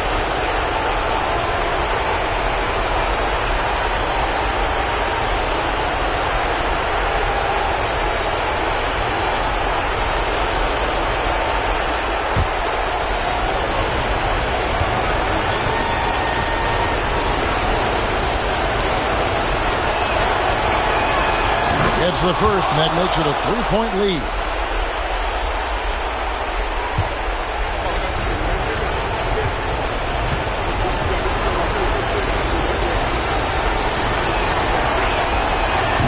And a tough break is his second attempt at the line. No good.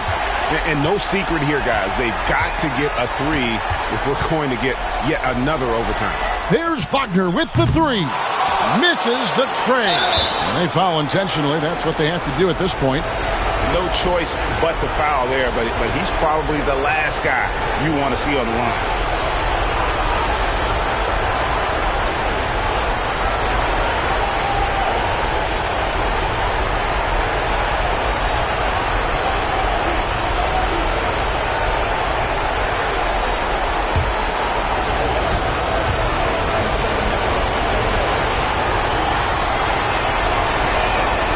The first one drops, and that gives them a 4-point cushion.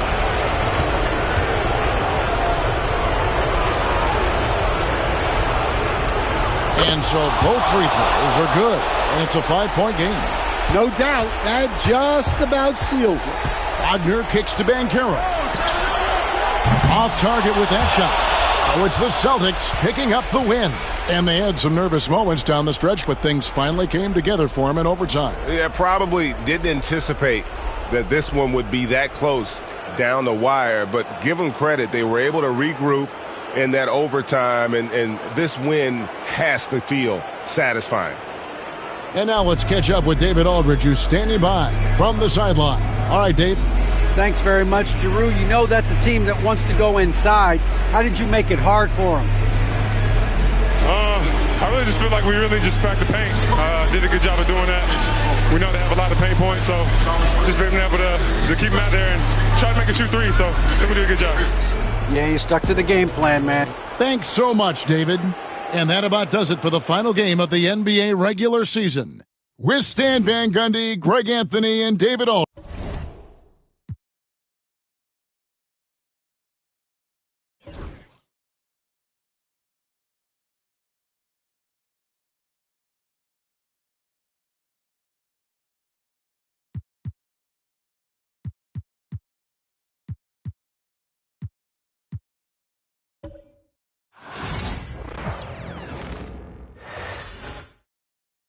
And a peek into the locker room. Players soaking in the last few moments before the game. Some final preparations here.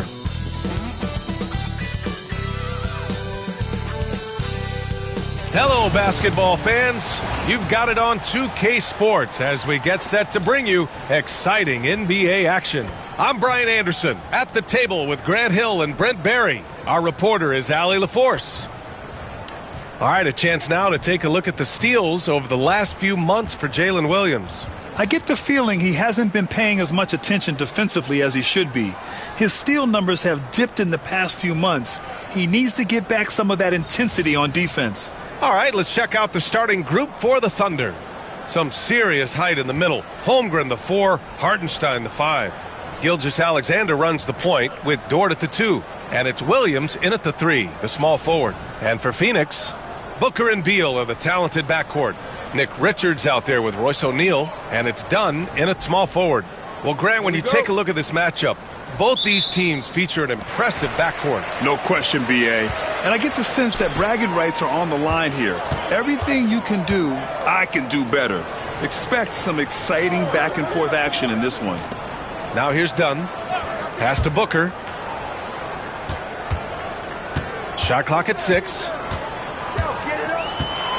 Over Gilgeous-Alexander. Booker no good. Williams on the wing. He's covered by O'Neal. Williams misses. And it's Phoenix's ball from the arc. No luck on that one.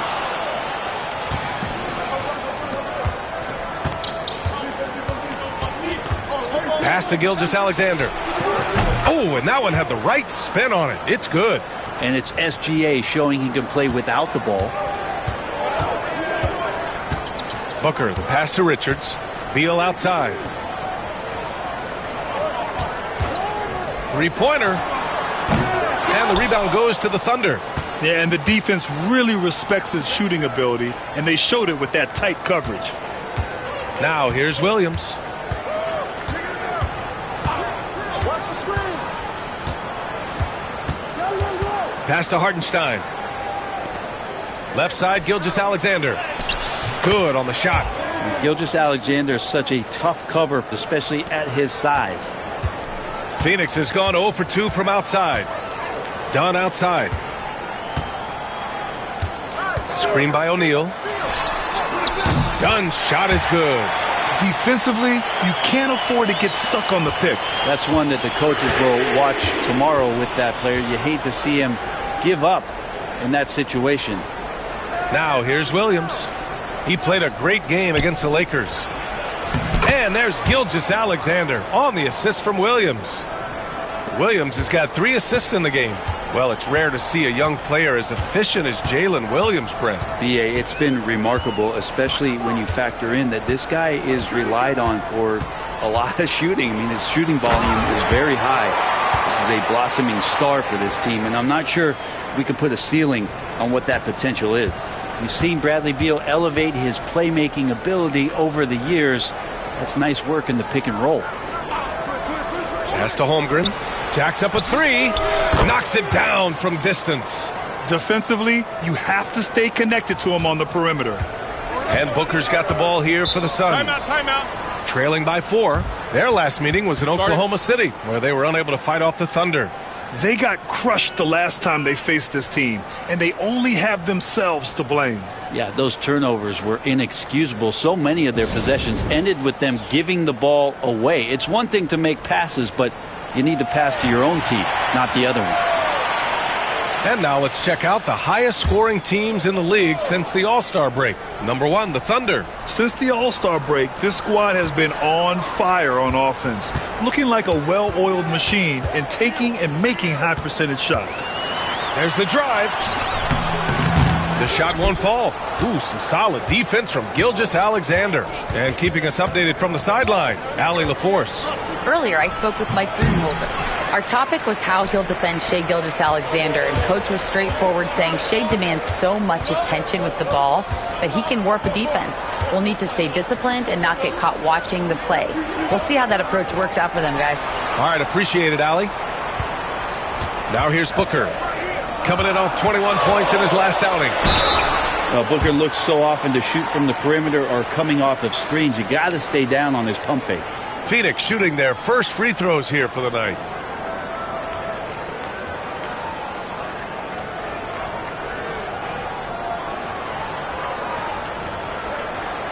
Shooting 2.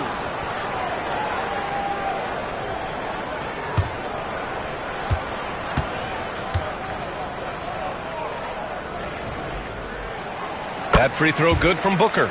Grant, how about the rise of OKC? In just 2 years, transforming from a 24-win team to the top seed. Incredible, B.A. The Thunder drafted well and gave those picks lots of playing time. Plus, they made some fantastic trades. And of course, don't forget, OKC still has a boatload of picks. Making shots at the line. You need a good routine, and he certainly has one. Gilgeous-Alexander passes to Hartenstein. Richards pulls it in. Phoenix has gone 1 for 3 from beyond the arc. Here's Beal. Got a piece of it. And that's a relentless effort from Dort. Just a great physical defender. To the paint. Dunn outside. Screen by O'Neal. And once again, off the mark by Phoenix. Thunder with a lead. Outside, Williams. Pass to Holmgren. Here's Hartenstein, covered by Richards. And it's Hartenstein. That time on the assist from Holmgren. I just think that's trouble. You're gonna let that guy shoot layups. You're asking for it. Beal outside. That one falls. He's now 1 for 3. Well, that's some flashy footwork there from Bradley Beal. The Thunder have gone 5 of 8. Solid opening quarter for them. Outside, Williams. Dort for 3. And it's Devin Booker with a rebound. For Phoenix, they've gone only 3 for 9 from the floor. Pass to Richards. Outside Booker. A minute 9 left to play in the first. No good. That would have tied it. Gilgeous-Alexander feeling it out a bit. And that's out of bounds. Oklahoma City will keep it. And a quick look here at some of the numbers for Chet Holmgren. Through the last 10 games, we've seen his rebounding numbers start to slide. He's not being as aggressive on the glass, not like he was earlier on in the season. He needs to get that fire back. So Phoenix going with almost an entirely new group here. Plumlee's checked in for Richards. Bull comes in for O'Neal. Allen, he's checked in for Dunn. And it's Jones in for Booker. So Oklahoma City going with almost an entire new group here. Williams is checked in for Hartenstein. Wiggins comes in for Holmgren. Wallace, he's checked in for Dort. And it's Caruso in for Gilgeous-Alexander. Shot clock at 5. Wallace. And he buries his first look. To leave a guy like that wide open from range, big mix-up. Jones, the pass to Beal. Now Plumlee.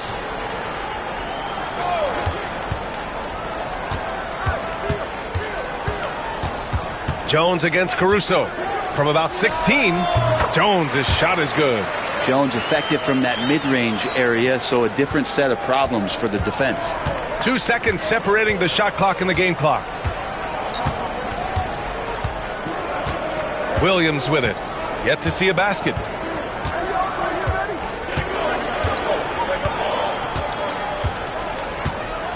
Wiggins with a screen on Allen. Oklahoma City's got to hurry. They got to get up a shot. And I love how he's pushing the tempo and creating for others. He does this game in and game out. Incredible. Nice to play with a point guard that takes pride in playmaking. It makes you move around just a little bit faster to get open spots. And so the first quarter is in the books. Oklahoma City ahead, up 4. And back in a moment as we'll get underway with quarter number 2.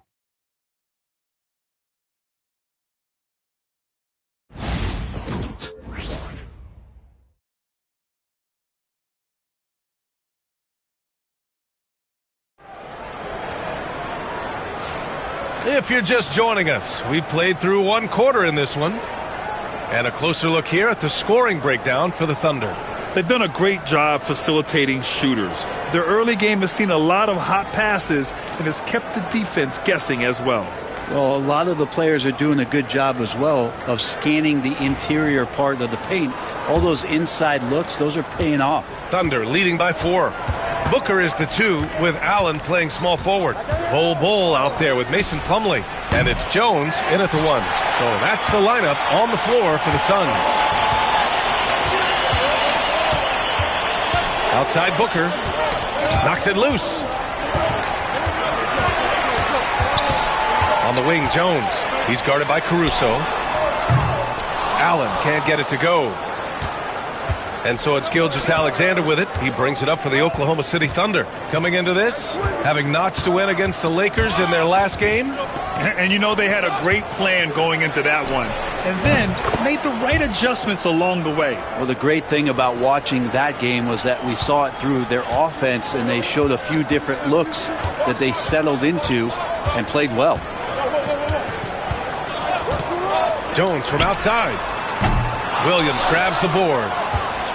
Oklahoma City has gone 1 of 2 from deep in the second quarter. The kick out to Wiggins. Back to Gilgeous-Alexander. And it's Phoenix with the rebound. They're moving on after the tough loss they took at the hands of the Warriors. I'll tell you what, once things started to go downhill, their performance plummeted. It wound up getting pretty ugly. Yeah, it felt like just the entire roster was stuck in neutral. There was nobody offensively that could get anything going. Jones misses. Oklahoma City leading by 7. And no matter if he starts or is a reserve, Tyus Jones always takes care of the ball, Brent. Incredibly low turnover numbers throughout his career. This is the kind of guy that coaches put implicit trust in to run their offense. He will continue to find ways to be part of any rotation throughout his NBA career. Jones, the pass to Booker. Down low. Here's Bull. Phoenix no good that time either. That's a decent look for him. He just couldn't convert. Pass to Wallace. And a little under 2.5 minutes gone by here in the second quarter. And the shot's good by Wiggins. You like how their perimeter game is building out. They're feeling it right now. Suns trail by 12. Things just don't seem to be clicking for them offensively. Yeah, they really need to find a way to get back on track. Jones feels it out. Fires in the triple. Jones has got 5 points. It's clear there's a lot of pride on the line in this one. Not always the best scenario, but in this game, pride takes over. You score on me, I'm going to come back and score on you. Wallace misses. For Phoenix, they've got nothing to go out of 5 attempts so far this quarter.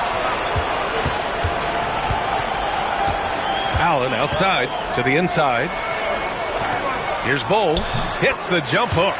Now that's excellent. Get the ball down deep inside and cash in on a simple basket. A chance here to catch up with Allie from the sideline. Hey, Brian, the Thunder have some grit. Coach Mark Dagnall said we compete, and on nights we aren't, we get back to that very quickly. The competition level and the willingness to do it together is the foundational piece. Brian? All right, Allie, good stuff there. Thank you. And something that makes SGA so dangerous on offense, his elite drive and kickability. Yeah, you have to load towards him when he comes off a high pick. He just draws so much attention and can find another cutter or a spot-up shooter. He has so much gravity to his game.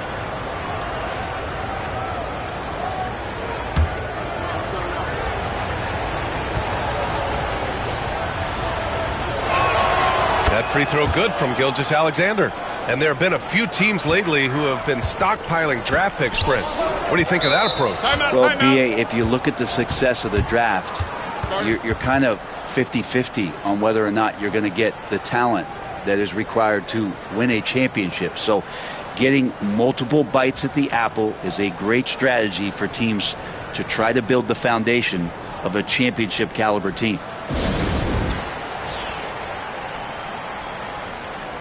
Oklahoma City making a switch here. Wallace is checked in.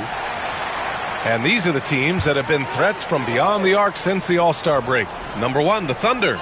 The Suns third. Since midseason, we've seen fireworks from both clubs. But what really stands out is their accuracy from deep. They've had a slight leg up on the boards and a big leg up on the scoreboard. Williams passes to Holmgren. 4-3, Holmgren! In today's NBA, you have to stretch the floor if you want to win. They have loads of confidence from three-point land right now. Outside O'Neal. Back to Jones. Parked it down low that time. Got hit with the 3-second call. You have to limit mistakes. They're so tough to overcome. Well, not making things easier on themselves right now, that's for sure. Allen, he's checked in for Jones. And Oklahoma City with a change here, too. Caruso, he's checked in for Wallace. Caruso outside. Williams from long range. Richards pulls it in. Richards has got 4 rebounds now. Beal with it. Guarded now by Williams. And the basket by Beal. Well, Beal can really score just about anywhere. Don't be surprised when he knocks down shots from the mid-range. Holmgren finds Williams. Here's Dort beyond the arc. Richards pulls it in. Richards has got 5 rebounds in the game. Caruso against Allen. Pass to Richards. 52 seconds left to play in the first half. Good work defensively by Hartenstein. Dort with it, hounded by Beal. Caruso with it.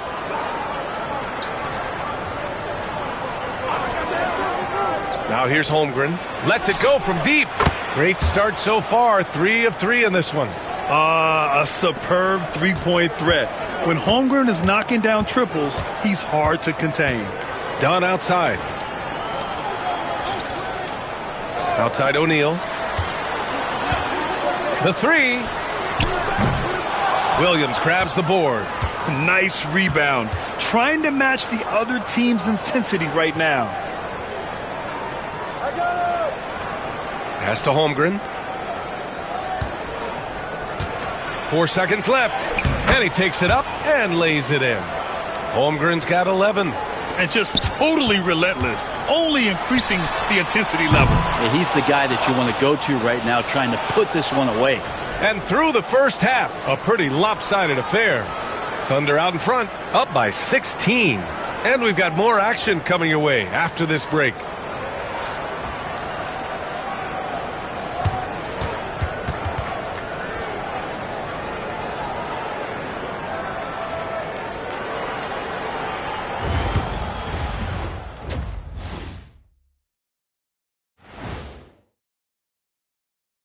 Hey, everybody. Psst. I got a secret. We're approaching the playoffs, and we are starting the show with a breakdown of the Western Conference standings. And taking a look at Oklahoma City, with the playoffs right around the corner, they're in tremendous shape. They're right on top in the first half. You mean they're ruling the roost? They're taking shots for every team every night, and they're still landing on top. What's ruling the roost? Never heard that before. And time to talk now about that first half. What a dominant display for the Thunder. This is the kind of selfless effort you love to see. They bought into the game plan. They're moving the ball around, playing for one another, guys. That coaching staff has to be thrilled with what they've seen so far. And that is going to do it for us. Let's get back to some second half action with Brian Anderson and company.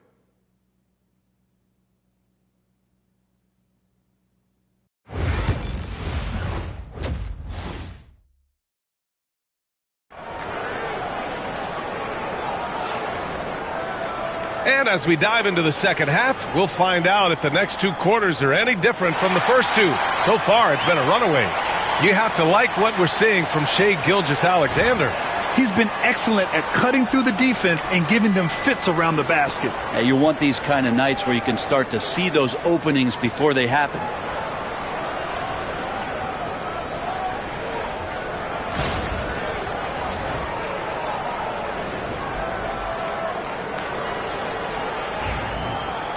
And with the second half upon us, we'll find out if this game becomes the rout that it's threatening to be. Taking a look at the Thunder. Some serious height in the middle. Holmgren, the 4, Hartenstein, the 5. Gilgeous-Alexander runs the point with Dort at the 2. And it's Williams in at the small forward position. And the growth that Shai has shown over the years, it has come on so fast with how he has improved, but he's adding to his game. Shooting 2.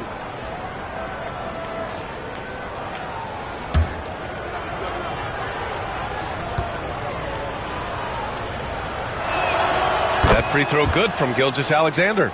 And over the last few years, SGA has emerged as an all-NBA level player, Brent.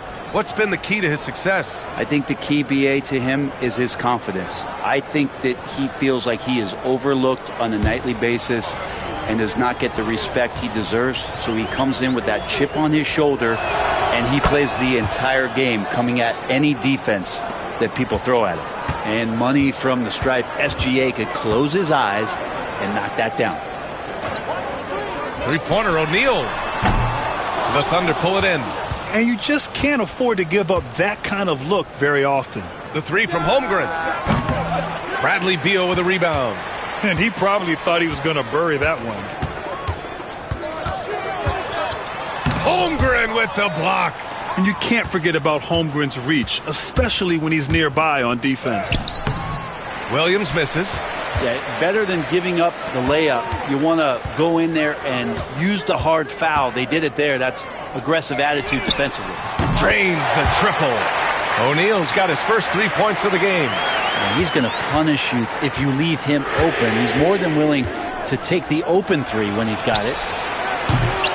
And another miss by Oklahoma City. You talk about things at halftime, and then you come out and you go 0 for 3. I'm sure that wasn't up on the board. Not getting old here, seeing him make that lead pass with perfect timing. Gilgeous-Alexander passes to Hartenstein. Pass to Gilgeous-Alexander. From 12 feet, Richards pulls it in. Richards has got his 6th rebound on the night. Rough start to the third quarter, but give some credit to the defense they're facing. Well, known for his scoring, there are times when Bradley Beal can be that off-ball playmaker. Oklahoma City leading by 11. Outside, Williams. Oh, plenty of contact on that shot. Officials call the foul, and he'll take 2 free throws now.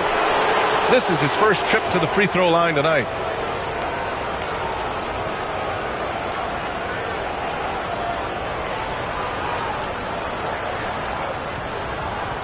Take a break. Take a break. 2 shots.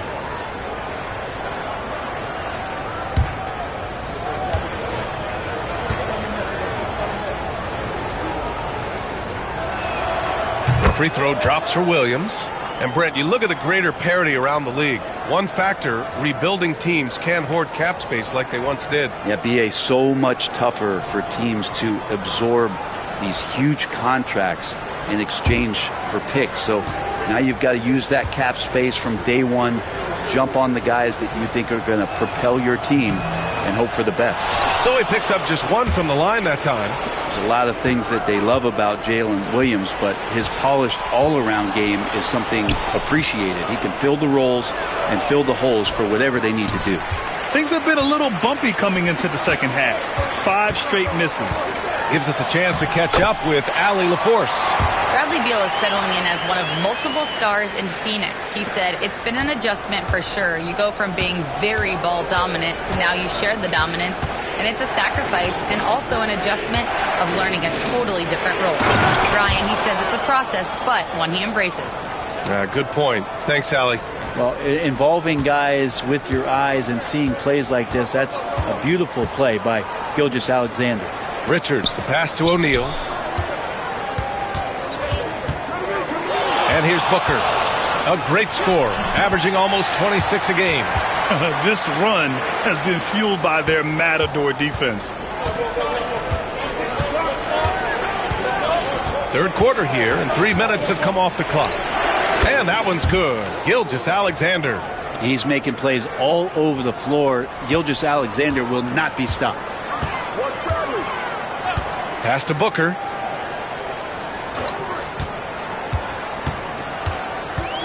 To the middle. Here's O'Neal. Holmgren with the block. Williams on the wing. Defended by Dunn. And Hartenstein slams it in. Oh, not the defensive effort they need to cut into the lead. Boy, good call. You have to at least try to protect the rim. Good job to recognize the opportunity. That's just very solid offense. And the timeout called by Mike Budenholzer. He'll take the opportunity to regroup.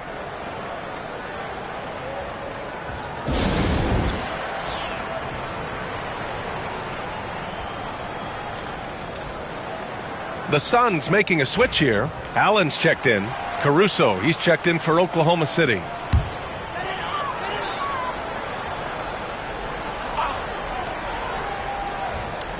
In the third quarter with just over 3.5 minutes off the clock. Here's Beal. Good work defensively by Dort. And even though he couldn't send the shot back at him, he certainly altered it. Yeah, that's the kind of energy that you want to see on every possession throughout the game. And so it's Allen who brings up the ball for Phoenix. It's a 14-point game. They'll face the Spurs at home after this one. That'll be the end of a 3-game homestand. Pass to Richards. And Williams over to help. They get the rebound. And he battles for the ball, gets his second chance bucket. Richards has got 8. They have no answer defensively inside. Caruso outside. Outside, Williams. Here's Dort. And it's Phoenix for the rebound. From undrafted to a key rotational player. Lou Dort's story is definitely inspirational, Brent. This guy has worked so hard to make himself into an NBA player. But I will tell you this, B.A., he's never not believed that he wasn't one. And Luguentz Dort continues to make improvements, and the guys on the team love the way he approaches it. Snatched up! Outside for Gilgeous-Alexander. Gilgeous-Alexander drills a 3. Well, the defense very attentive to him in the first quarter, but he's finally gotten loose in the second and making them pay. Booker finds Beal. There's 49 seconds left in the third. Pass to Allen. And here's Beal. 6 to shoot. Lets it fly from 18. Oklahoma City grabs the miss. Hardenstein's got 9 rebounds in the game. Boy, he's getting it done. Dort, the pass to Gilgeous-Alexander. To the inside. Now here's Hartenstein. Defense is right there. Williams from long range. And he can't get that one. For 3, Allen. Yes! And it's Booker with the setup. Booker's got 5 assists tonight. And so it's Oklahoma City now holding a 12-point lead at quarter's end. And their defense has stood out, wreaking havoc for the opposition. We'll be right back with you shortly.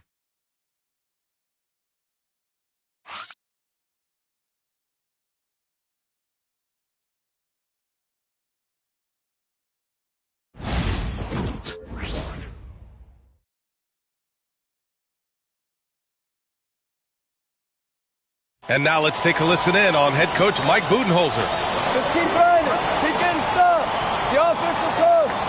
See if we can move it a little bit more against the Reds and then drive it, move it, catch it, shoot it. And Coach Bud wants his guys to work harder on offense. Yeah, and I like what Coach Budenholzer said. Just keep gutting through it, and eventually, hopefully, it will come around. And as we head into the fourth, we'll see if there's a comeback in the works or if it's more of the same for the first 3 quarters. Booker is the 2 with Allen playing small forward. Mason Plumlee out there with Bol Bol. And it's Jones in at the 1. So that's the lineup on the floor for the Suns. Booker surveying the D. In deep. Booker gets it to go. And such beautiful mechanics. Awesome touch. Devin Booker so well equipped to just score buckets. Williams a screen on Booker.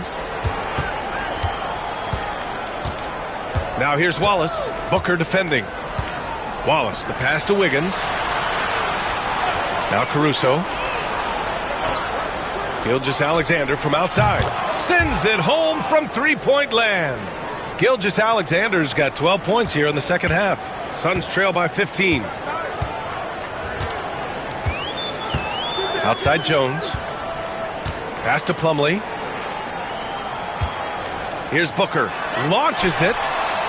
Devin Booker for 3. Well, anytime that somebody scores, Devin Booker's the first option. He comes back and drills that one. Here's Gilgeous-Alexander. Soft touch off the glass. Gilgeous-Alexander's got 7 points for the quarter. What a performance on the offensive end. He's making the defenders pay right now for all of the mistakes they're making. Booker, the pass to Plumlee. Back to Booker.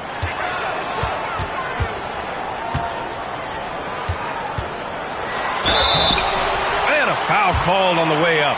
So he'll take 2 from the free throw line.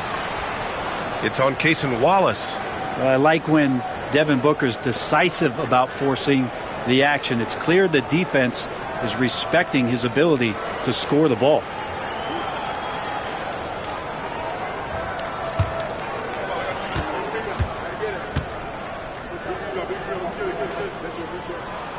And he makes the first. Now, it's always interesting. Free throw shooting, consistency at a high level. That's an attribute that Devin Booker shows off every season. Dunn, he's checked in for Bol. Jang, he's checked in for Oklahoma City. Lou Dort comes in for Caruso.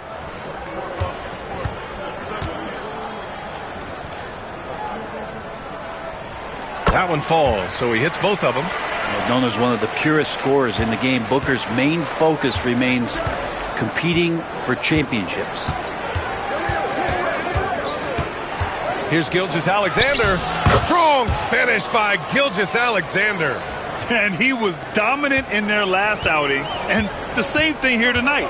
He is in a terrific groove right now. Seems to be nobody standing in his way, no roadblocks for him to get to his spot, capitalize, and continue to be aggressive. Booker, good. Booker's got 11 in the second half. He's been terrific tonight, and with a little help from the other guys on the floor, they might be able to turn this game around. Gilgeous-Alexander against Jones. Dort outside. Pass to Wallace. Wide open look. Plumlee pulls down the board. That's got to frustrate him. He knows he should have made that one. Yeah, you can't make them all, and for sure you'll want him taking that kind of shot. Thunder leading by 12. Dort, the pass to Gilgeous-Alexander. Lets the three fly. That shot, no good.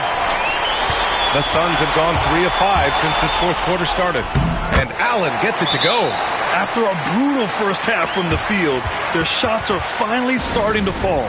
And Mark Daigneault has called a timeout. He wants to make sure everyone is aligned. Given the situation right now, a different look for Phoenix. Richards is checked in for Plumlee.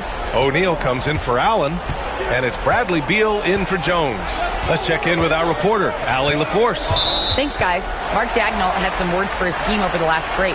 He said, keep it going, guys. Ride this wave of momentum. We're playing great right now, but we can't let up. Guys, back to you. And Allie, thank you for that. Well, if you're just tuning in, welcome. We've played about 3.5 minutes into the fourth quarter here. Here's Booker. Oh, a clear foul there on the missed shot. So he'll get a pair at the line. It's going to go on Shai Gilgeous-Alexander. Defense tends to overcommit just because Booker's such a great offensive threat. That time he used it to his advantage.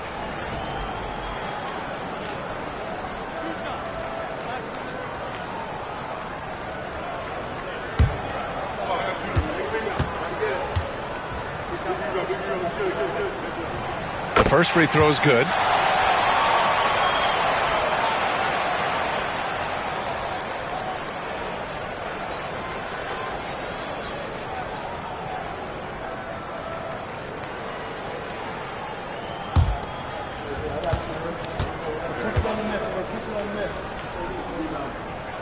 And so he hits both.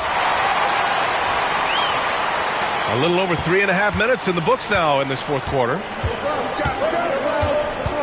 Gilgeous-Alexander passes to Hartenstein. And Hartenstein slams it in. The value of good ball movement isn't lost on this squad. Suns trail by 10. Now Booker. Oh, the slam! Get up, Devin!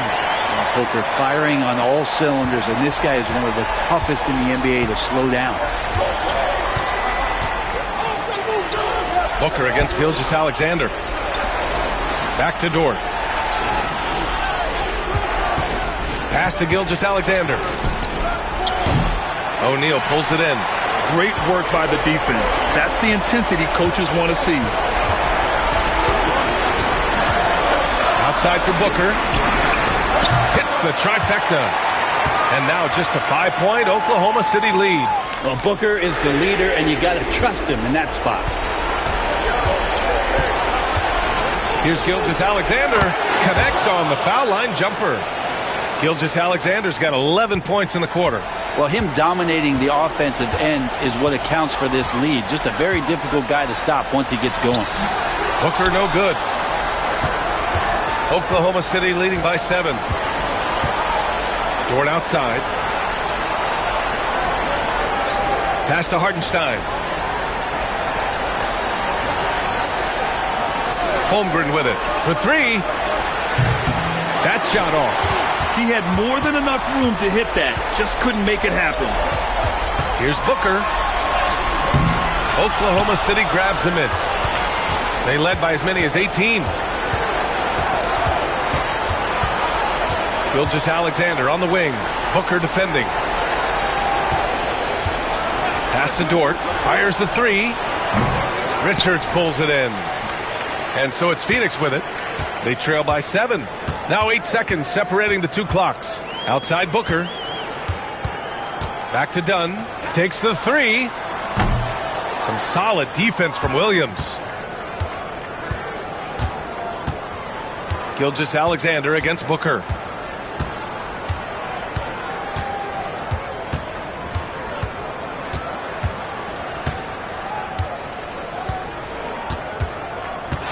So we see Oklahoma City get the win here. And they barely squeezed out the win here on the road. And B.A., the visiting team is always under some added pressure. But they made it work and got the win, whatever the margin may have been. And that about does it for the final game of the NBA regular season. For Allie LaForce, Brent Barry, Grant Hill, and our entire 2K Sports crew, this is Brian Anderson signing off.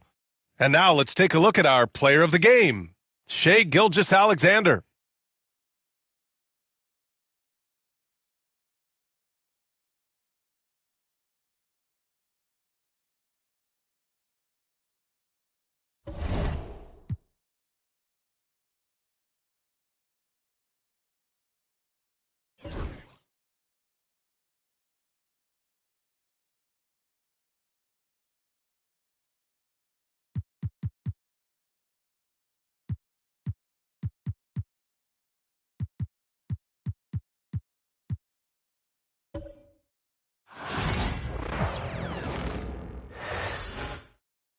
And a little bit of a fashion show taking place as the Bulls came down the tunnel earlier on.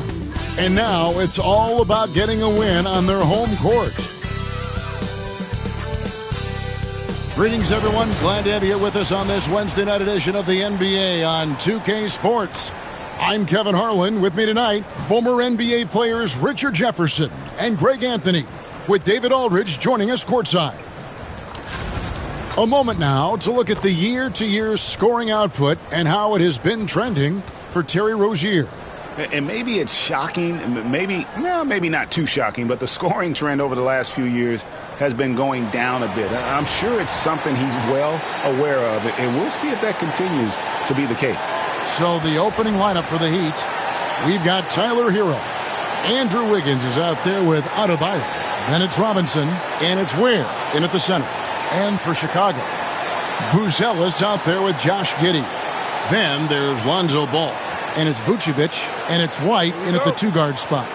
There has been a lot of discussion about the length of the NBA season, GA. Do you think 82 games is the right number?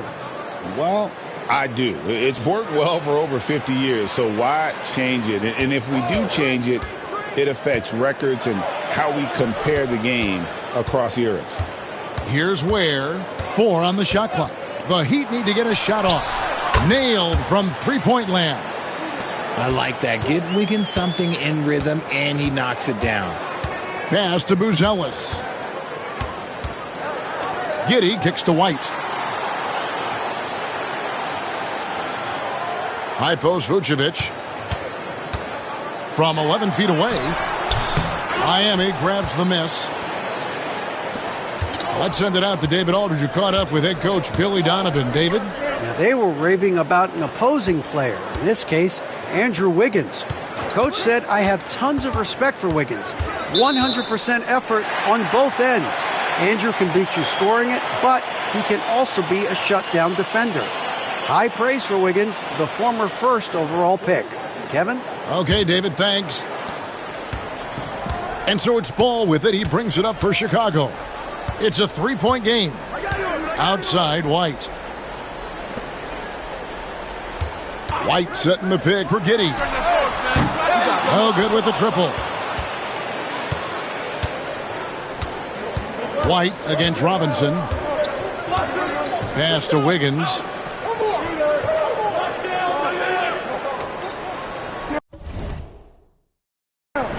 Down low, here's Adebayo. Sinks that one from the post. I know what they say, defense wins championships, but you need some bucket getters too now. And when you think about Andrew Wiggins, championship-level defender for sure. He can get in a guy's shirt without fouling him. He has the lateral movement to keep ball handlers in front of him. Really tough to do, especially in isolation. Now, Hero. A dependable source of points for his team, averages just under 24 points a game. And you don't see that every day. Usually he'll convert when he gets that close to the rim. Now here's Vucevic after Tyler Hero's miss. Vucevic dishes to White. Ball, a screen on Adebayo.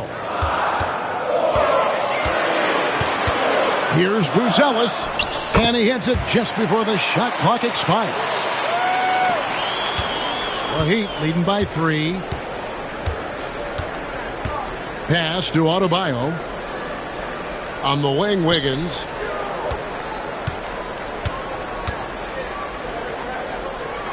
Back to Adebayo. Now Robinson. Clock at 6. Hero with it. Takes a 3. And it's White with the rebound. Outside, Ball. Pass to Buzelis. Outside, White. High post, Vucevic. Tries from 10, and Ware pulls it down. The Heat have gone 2 for 4 from the field so far today. Hero against Giddey. Hero passes to Adebayo. Nice defense from Giddey. Bulls trail by 3. Pass to Buzelis. Ball dishes to Vucevic. For the 3. That falls. Nice feed that time from Ball. The ability to stretch the 4 is such a dangerous weapon for Vooch and his team. And here's Wiggins. And they wasted no time getting those 3 points back. Wiggins has got 6. And an eye for an eye. Both teams working to stretch the floor. This is today's NBA. Hey, we see this kind of exchange more often than not. Keeps it alive. And Ware pulls it down. And here's Hero. He'll bring it up for Miami. On the wing, Wiggins. Giddey defending. Outside, Hero. Fires the 3. Rebound by the Bulls. Tough loss coming against Cleveland in their last game played. Well, I felt like they were never on the same page defensively in that one. Gave up way too many easy shots. Boy, they looked like they were asleep on that end of the floor. No one was talking. No one was paying attention. It was rough. Yeah, coach's pet peeve there. No box out. Oh, yeah. You think you got to stop, and it's wasted because of sloppy work on the glass. You literally practice that every day. Now, Hero. Still yet to score. He is a highlight reel unto himself, guys. That could be a contender for the dunk of the year, I think. And that last look brought to you by the AT&T 5G Slam Cam. 52 seconds left to play in the first. Here's Ball. Off to a good start as he hits his first shot attempt. Lots of quick moves inside by Ball to get into great position for the score. Hero kicks to Adebayo.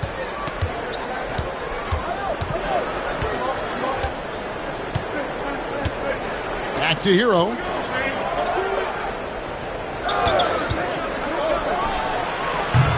It's rebounded by Giddey. Okay, so if I were to say this was a disaster of a period for him, it would be an understatement. But hey, sometimes you got to shoot your way out of the slump, even for him. Outside, Ball. Pass to Vucevic. Over Adebayo. And it's Vucevic missing. Oh, I can see some miscommunication on defense there very clearly. They were super fortunate it didn't torch them with that mistake. And still a close game as the first quarter comes to a close. Heat lead by 1. From the United Center in Chicago, back in a moment.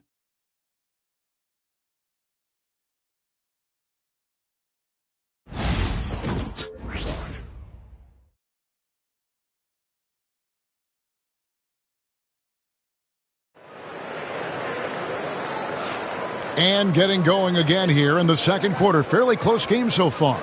And when you consider how the Heat are doing, guys, what jumps out to you, stats-wise? Just a terrific first quarter, sparked really by their unselfishness. They are playing for one another and focusing on making winning plays. You love to see it.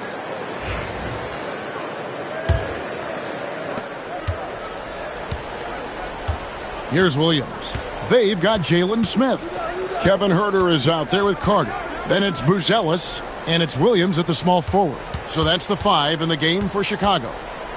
Now here is Carter. They trail by 1. Back to Williams. 5 to shoot. And that won't go, missing the go-ahead bucket. And it's the Heat with the ball. They're coming off that win against Philadelphia. And the bench turned up in that one. Whatever they couldn't get from their starters, they got from the reserves. For a number of reasons, depth seems to become more important every year. Now, here's Mitchell. He had a 12-point outing in their last game against Philadelphia. Putting others before himself, racking up assists. Hey, I wished I played with more guys like him. Now Carter, following Davion Mitchell's three-point attempt.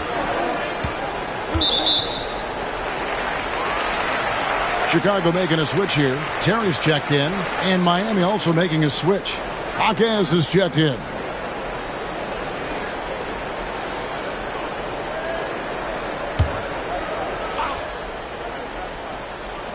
And around a minute gone here in the second quarter.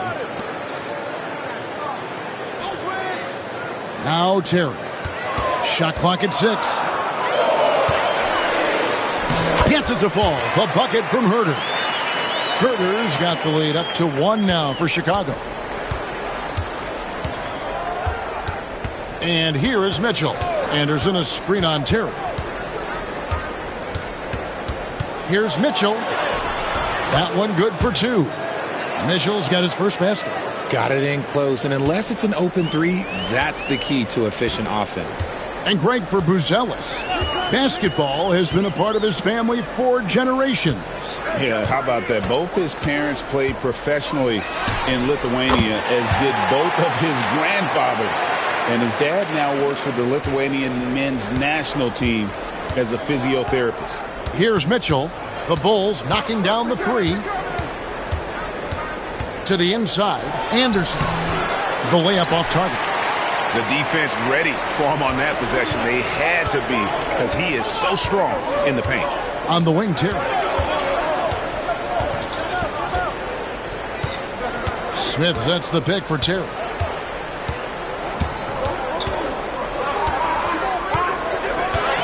There's a screen by Williams. Shot by Terry, no good. And it's Mitchell with the ball for the Heat. Trailing by 2. Higgins outside. Back to Mitchell. Second quarter of play with almost 3 minutes gone. That falls. Nice feed that time from Wiggins.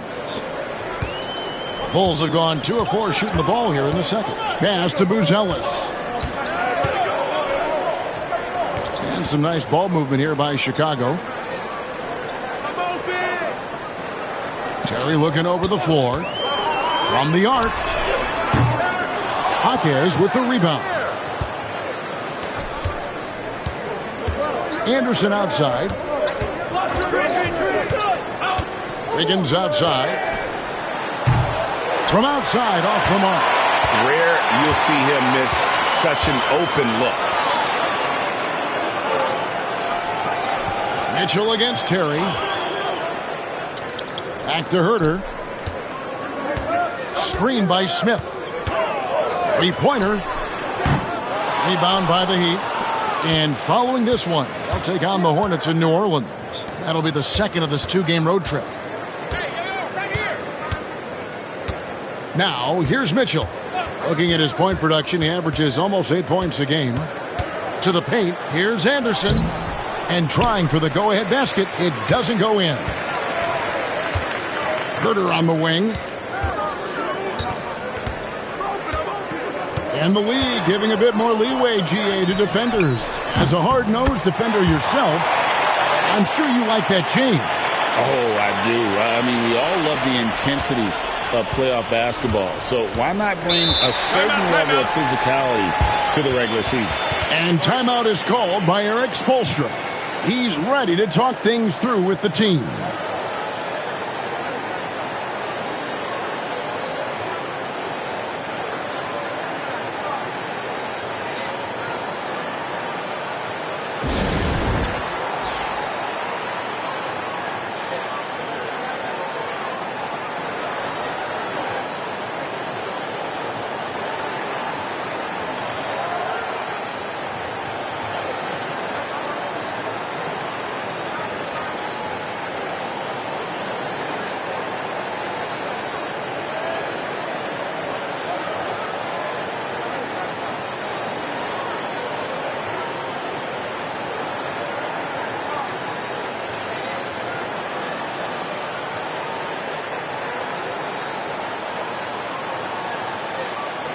So Chicago going with an almost entirely new group here. Vucevic checked in for Jalen Smith. Josh Giddey comes in for Williams. Whitey's checked in for Kevin Huerter. And it's Lonzo Ball in for Terry. Now here is Robinson. He had a 21-point outing in their last game against Philadelphia. Adebayo with a screen on Giddey. And it's Wiggins missing. Chicago leading by 3. Inside, here's Ball. It's Adebayo with the rebound. Miami's gone 0-2 from deep here in the second. Pass to Hero. Wiggins outside. Wiggins sets a screen for Hero. Cans it from downtown. Hero's got himself on the board with 3 there. And look at how confident Hero is from range. He'll take that shot whenever possible. Back to Ball. Vucevic a screen on Hero. Ball no good. Miami's gone 3 of 7 tonight from three-point territory. Kicks it out to Wiggins. Robinson for 3. It's rebounded by Giddey. And you could tell he thought that triple was going to fall. And he banks in the layup.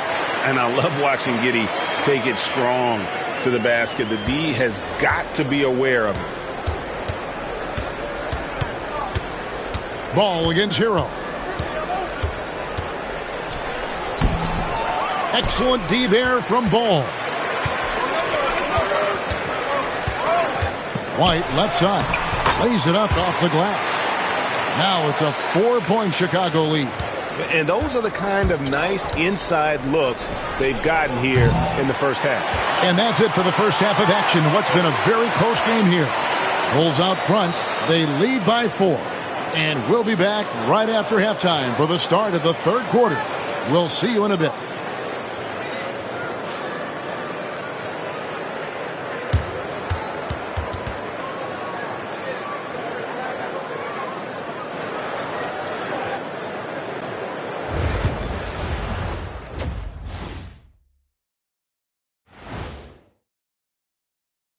Thanks for joining us. The story through the first half, the Miami Heat in a game so far that's been close. Fellas, I was just wondering if you played in the league these days, what do you think would be different compared to when you did play? Oh, my goodness. I make a lot more money, Ernie, than I did in my playing days, especially if you consider that all guys do is dunk and shoot threes, and as many threes as I did. Oh, my God. Yeah, and I'd be out there getting every rebound and slamming Kenny's bricks for the putback slams because none of these bigs today want any piece of prime diesel. So let me get this straight. You would both be amazing. What a shock. Let's switch gears to the Chicago Bulls. They're in a tight one after the first half. The energy in their hometown is electric, man. You could tell these players are loving the positive attitudes and feeding off them. I expect them to sustain this enthusiasm. Yeah, I mean, these fans just love this team. And that about wraps it up. And as the third quarter is about to begin, we go to Kevin Harlan for the call.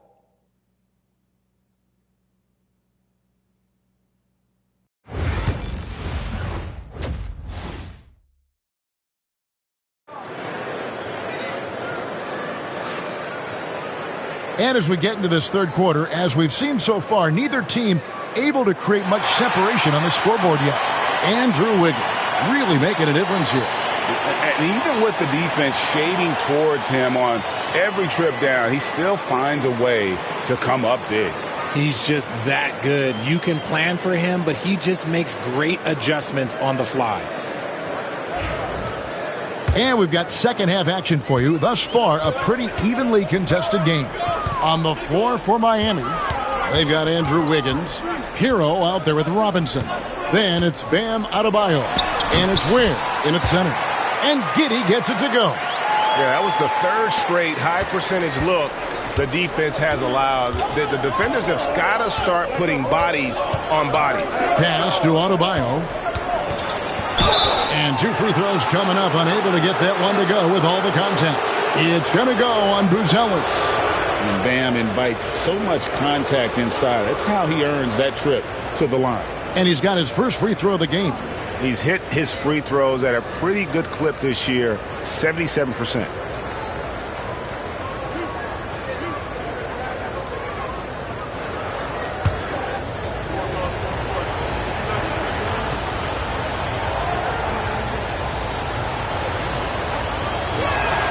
And the first one drops. And when you talk to people about the Bulls, GA, Michael Jordan's shadow still looms large over this team and organization. And Kevin, they haven't won a championship before or since he was in Chicago. They've had plenty of good players, Derrick Rose and MVP, Jimmy Butler as well, but the results haven't been there. And Adebayo drops them both.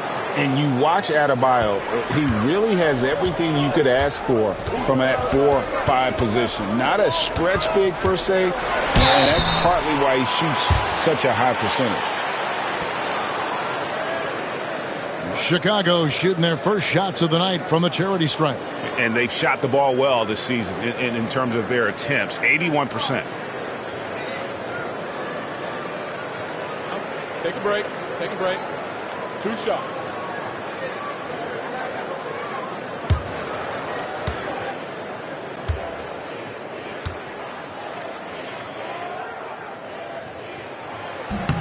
Free throw drops for Vucevic. What makes Vooch so tough is the combination of size and athleticism. Defenses are always trying to figure him out. That's why this man is a double-double every night.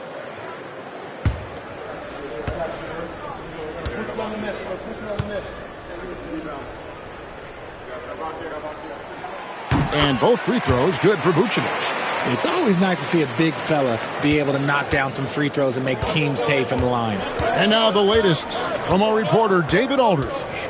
Kevin, Kobe White became one of the top candidates last season for Most Improved Player. He says, I always tried to just let the work show. I wanted to prove that I could be a starting guard in this league. I've just got to continue to get better every day, be aggressive, and be who I am. Kevin, back to you. All right, D.A., love that attitude. Now here's Vucevic, following the miss by Bam Adebayo. The kick out to Ball. 5 on the clock. Lets it go with the 3. Rebound by the Heat. They've been struggling here on offense. Yeah, a bit of a dry spell for sure. Back to Wiggins.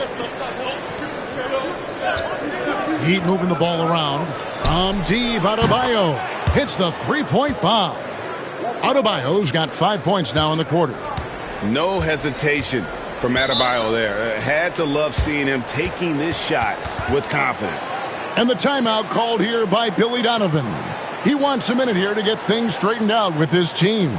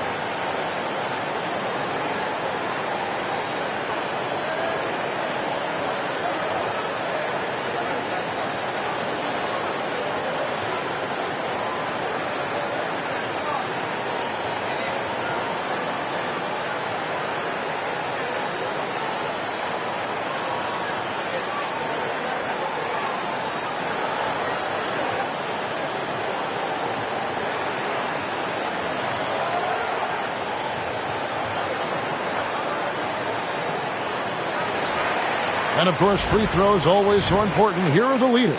5th, Kobe White. I mean, he's not going to miss many foul shots. That's for sure. He is a machine when he gets to the charity stripe.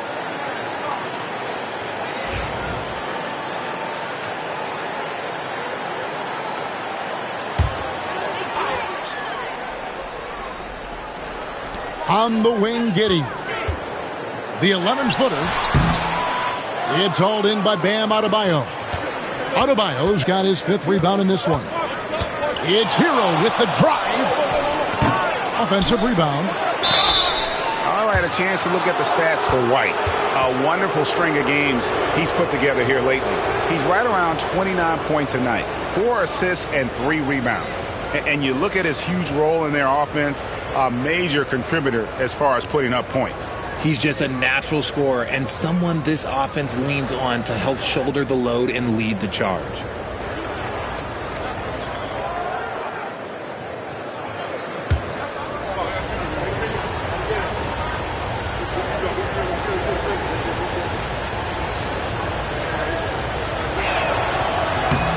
Free throw good, Adebayo.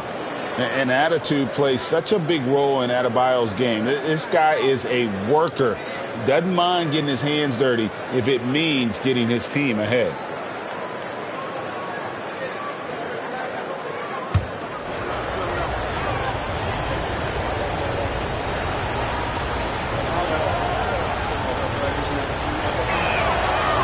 No good on the second free throw. Rough start to the second half for them, only getting 1 of the past 4 shots to fall. Took him no time at all on that one. Beautiful touch there. Give White these types of looks consistently, and he's going to make you pay. Richard, the steady improvement of Kobe White certainly has been fun to watch. It certainly has, Kevin. He's starting to put it all together now, and it can take multiple years. We all knew he could score, but now his passing and his rebounding have also improved. That is good. And the Bulls' lead is cut back down to 2 points on the basket from Adebayo. And so it's Giddey with it. He brings it up for the Bulls. Pass to Vucevic. 9 feet out. And it's Miami with the rebound. Ware's got his 5th rebound in this one. And it's Wiggins missing. For Chicago, they've gone 2 of 5 shooting here in the 3rd quarter. Ball against Hero. Here's the floater. Ball no good. It's a close game here in Chicago. Giddey against Robinson. Pass to Wiggins. Adebayo with a screen on Ball. And it's Wiggins missing. He is single-handedly dropping the temperature in here with that cold streak. Yeah, right now, he's just in his own head. Not much you can do to try and push through it. He hasn't had his best game, but they've gotten enough production elsewhere, so it hasn't really mattered. The shot goes down, and it gets this game back to even. Wiggins has got 8 points. You see the strength that Wiggins has added over the years. He can take on pretty much anyone at this point. White, good. Yeah, he was able to sneak it to the rim. Had enough room to get just like an easy layup. Here's Hero.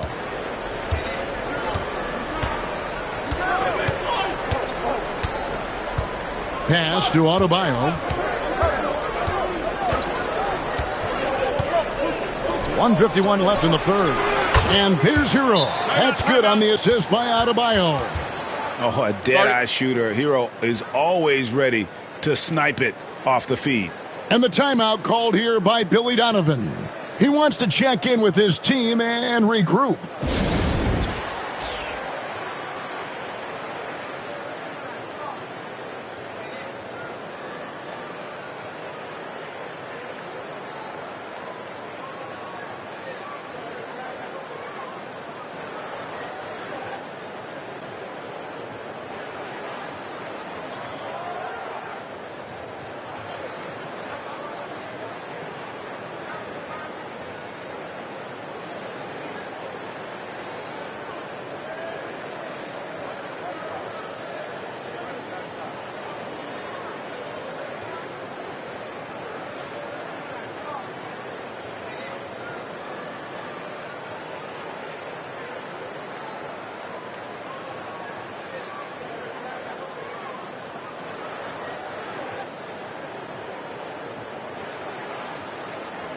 So Chicago going with an almost entirely new group here.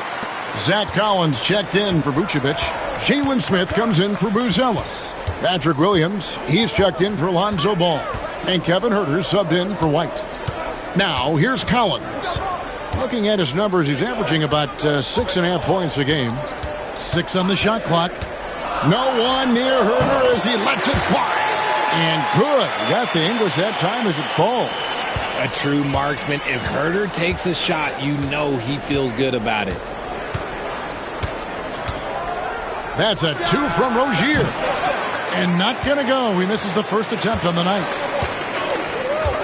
Williams with the ball. Now defended by Mitchell.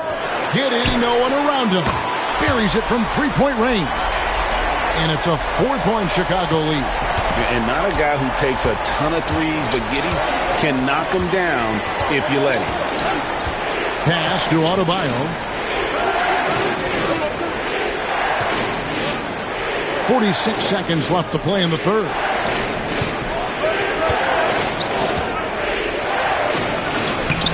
Collins grabs the miss. The Bulls leading by 4.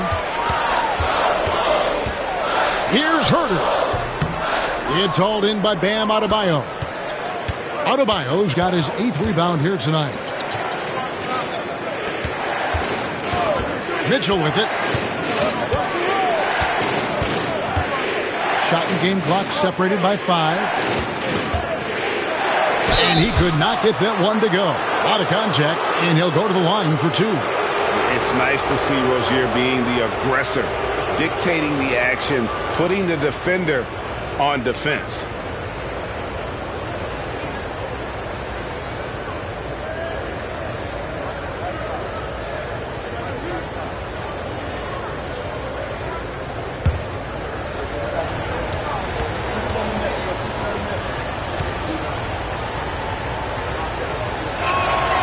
That's good from Rozier.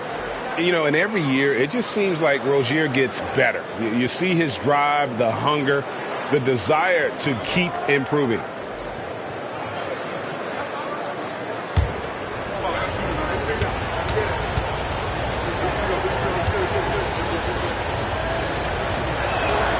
And both free throws good for Rozier. No surprise there. He's about as automatic as it gets from the stripe. I hope I didn't jinx him. From deep, Huerter doesn't get it to drop for him. 3 quarters of play in a close game here. Bulls lead by 2. And we've got more action coming your way after this break.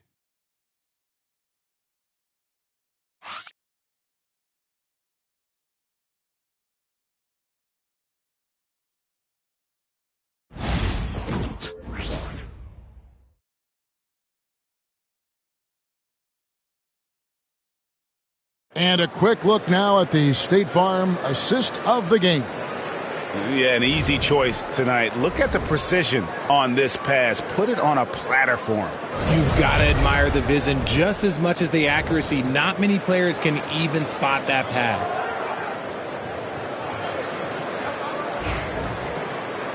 And with these teams locked in a very close contest, this fourth quarter promises to be a good one. So with Vucevic on the bench, here's the group that Billy Donovan has on the floor.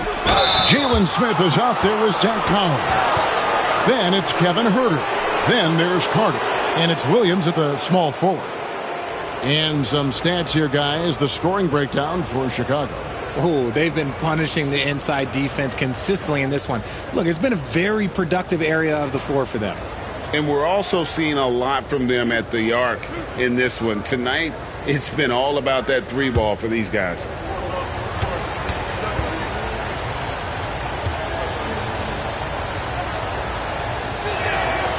That's good from Rozier.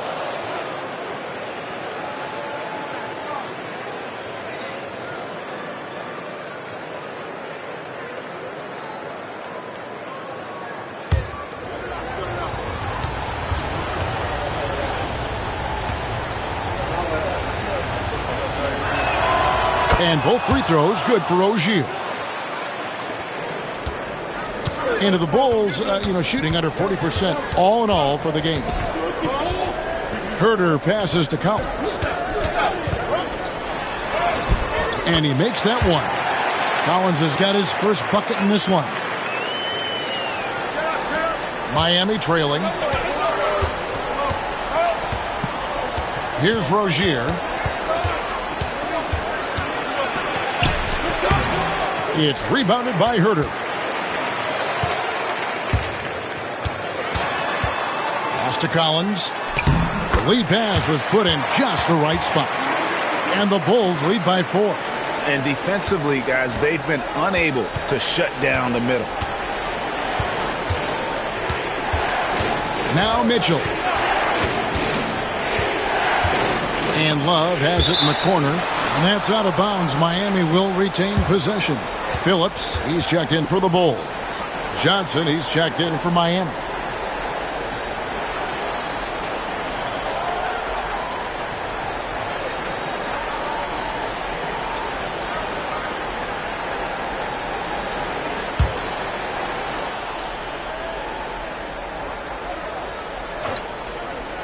Just over a minute played here in the fourth. Johnson the screen. Shot clock at 5. Count that one. The Bulls' lead has been cut down now to just 2 points with that basket from Rozier. And we continue to see Rozier taking on more responsibility offensively. Nice finish inside. Now here's Herter. Here's Phillips. Pass to Smith.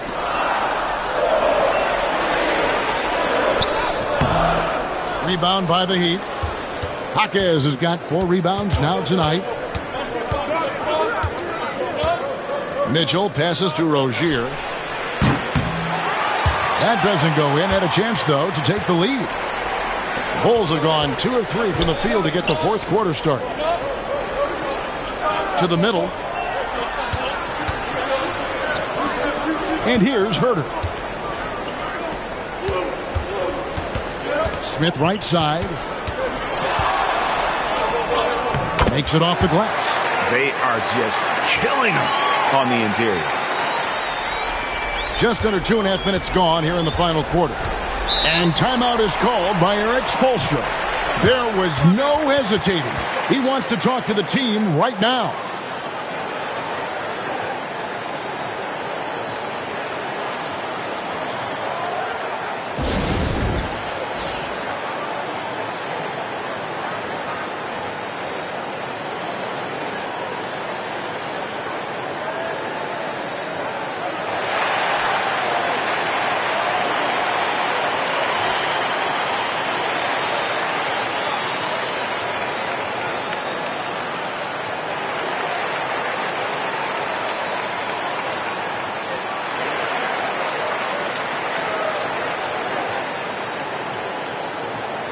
So Chicago ends up going with the new group. And the latest now from our sideline reporter, David Aldridge. David, it's all yours. Take it away. Well, during that break, Eric Spoelstra had some words for his team. You know, he had some pros and cons. He said, I like our play inside. But what's happening at the arc, fellas? We got to start making some shots. He needs more production from the outside. Guys? Thanks so much, David. Good to see a player going all out when the game's this tight. You know, G.A., he knows what his job is. Control the offensive glass. He's just giving them everything he has. It's why his teammates appreciate and enjoy playing with him.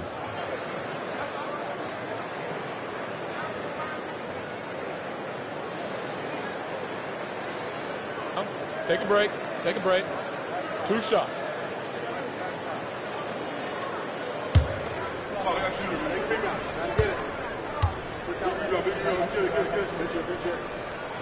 The first one falls. I'd like to call a little attention to Ball's determination, both on and off the court. You throw a challenge at him, and he will do everything in his power to overcome it.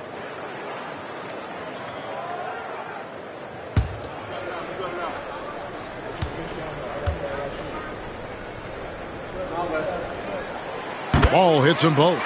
And Ball is such an effective two-way player. Takes smart shots on offense and really hustles on defense. Hero kicks to Ware. They set the screen. And it's Wiggins missing. But still, eventually you got to feel like he'll start knocking those down again. Here's Ball. It's hauled in by Hero. It hasn't been his best game, but his team is still doing just enough to be up. And how about the incredible timing on that alley-oop? He absolutely hammered it down. Look at the clock, a little under 3.5 minutes gone here in the fourth. Now here's Giddey. It's up a three. It's good from long range. And the Bulls lead by 5. Oh, stone cold stuff there from Josh Giddey. Big time shot in the moment. Hero with it. Now guarded by Vucevic. Hero, no good. The Bulls have gotten 4 of their 6 shots to fall so far here in the fourth. Pretty nice efficiency there. Oh, I dunk you very much. He can really fly, and you combine that, Greg, with some nice penetration, too, and you've got 2 points. And it's the Heat with the ball. After Chicago picking up a basket just moments ago, Robinson passes to Wiggins. Some nice ball movement here by the Heat. Gets it to go. That one good from Adebayo. Big time from Bam. This guy's played in the finals, so Adebayo knows how to handle the pressure. White setting the pick for Bruzelis. No good from outside. The Heat trail by 5. Robinson with it. Hero on the wing. High, arcing shot. That falls. Nice feed that time from Wiggins. Wiggins has got his 4th assist with that last one here tonight. Ball to pass to Vucevic.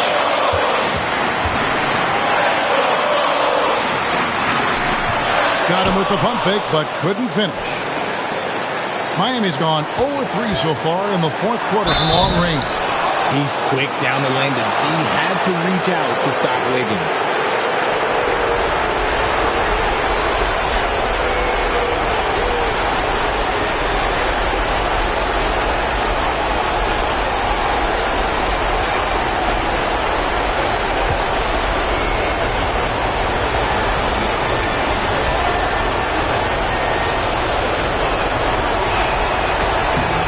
Drops the first one, and that brings them within 2 here. I've been impressed to see Wiggins adjust and become a quality defensive stopper. He is fully committed to playing lockdown D on the wing. In a tight game, he is exactly who he wanted at the line. Now, here's Ball. Down low. And it's going to be a goaltending call here, so they'll count the bucket. Oh, just got too aggressive. You've got to play smart. Got to it on the way down, and that's a big whistle. And timeout is called by Eric Spoelstra. No doubt he is feeling the importance of this moment right now.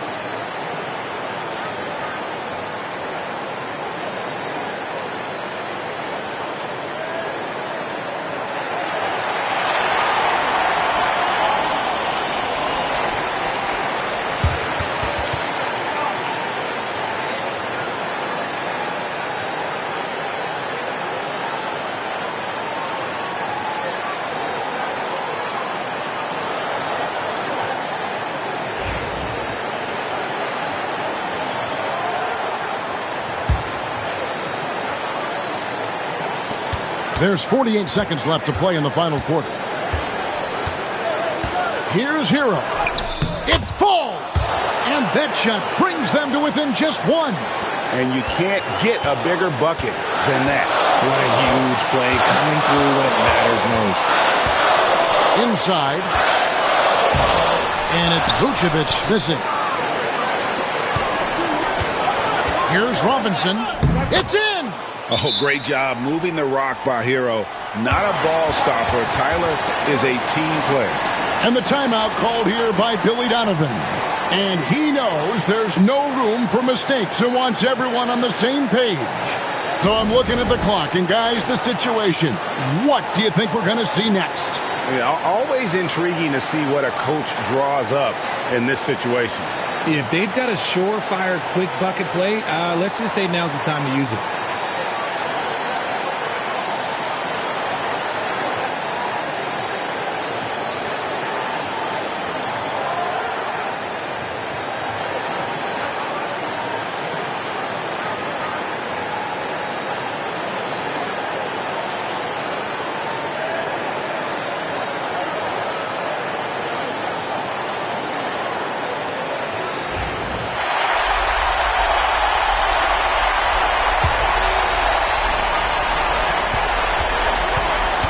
To the paint. Here's Vucevic. It's good! Vuce, the big man, makes the biggest play of the night. And we'll have a timeout called by Eric Spoelstra. This is a huge moment, folks, in this game. And he wants to be prepared. Guys, what's your take on how they maximize their opportunities now? Yeah, always intriguing to see what a coach draws up in this situation. If they've got a surefire quick bucket play, let's just say now's the time to use it.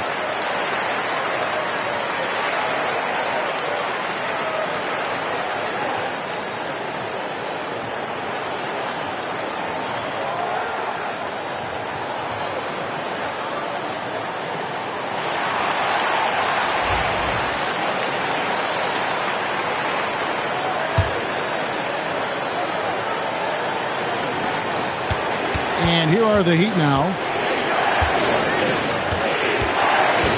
Now Hero.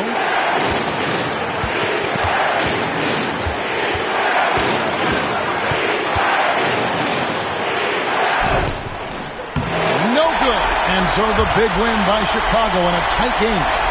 That was a fun night of basketball and fabulous finish as they continued to wait out until the very last moment to seal it. And there are so many times when you see these tight games won at home, that advantage of having that crowd behind you oftentimes is the ultimate X factor.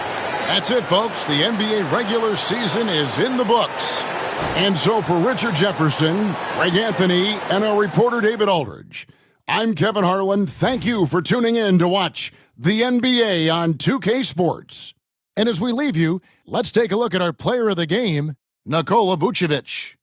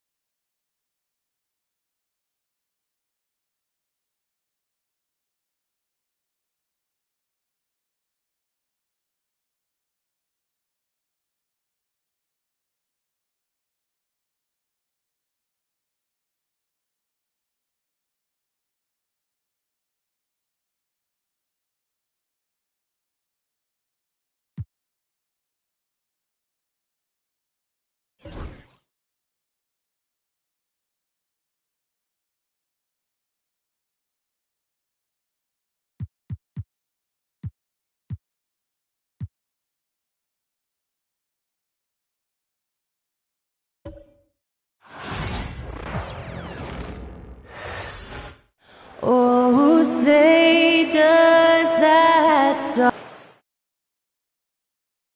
And welcome to 2K Sports for another edition. And this game could be meaningful for both teams, Clark, in terms of playoff position. I think you're right, and that's why I expect a real heated battle. I mean, no team wants to back into the playoffs.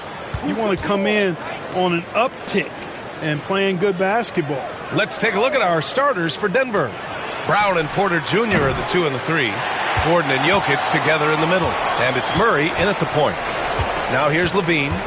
Turned in an outstanding game against Detroit. Back to Murray. Levine feeling it out a bit. Picked by Sabonis. Up again. Great positioning on the putback. Boy, one of the things that stands out with Domantas Sabonis, this guy is high energy all the time. He's a relentless glass eater. Gordon outside.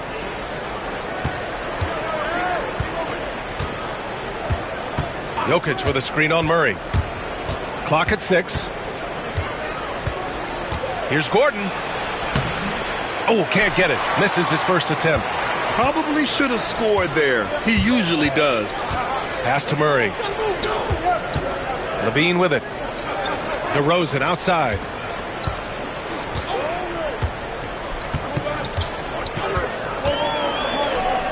Outside Levine. Lets it go from 14. Jokic grabs the board. Couldn't quite line that one up. Just got to shake it off and move on to the next one. Grant, the Denver Nuggets have been on quite the run here in this window of time.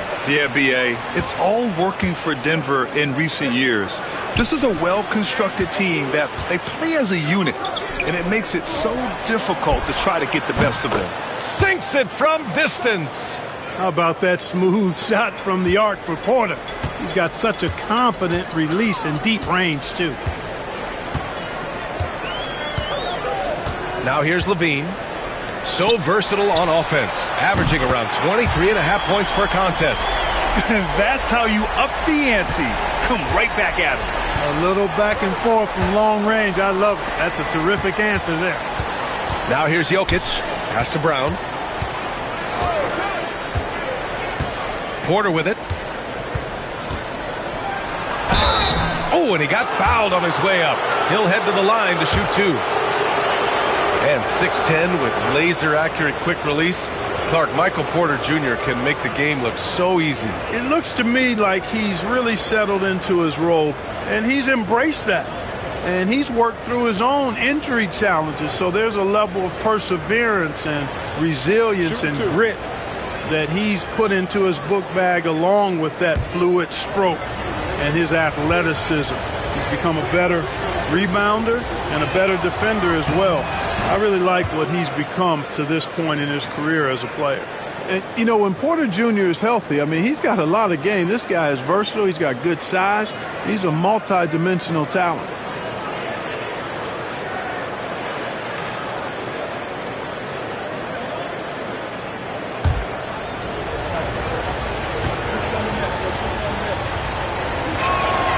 Porter hits them both.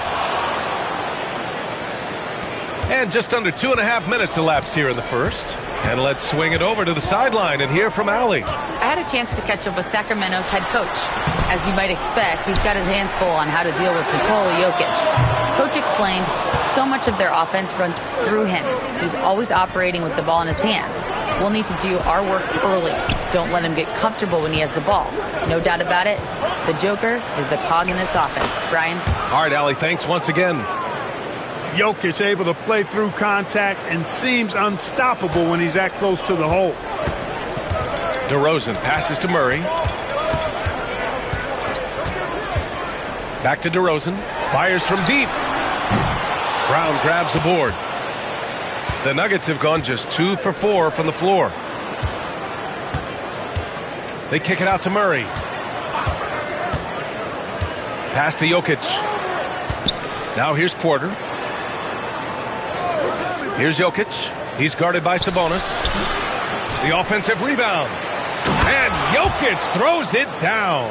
And Joker doesn't get up too often, but when he slams it down, it feels like he's trying to bring the basket with him. On the wing, DeRozan. Outside Murray. There's the triple. And he buries his first look. You don't want to let him get into a rhythm from out there. And so Murray will bring it up for Denver. Their last encounter was in Denver.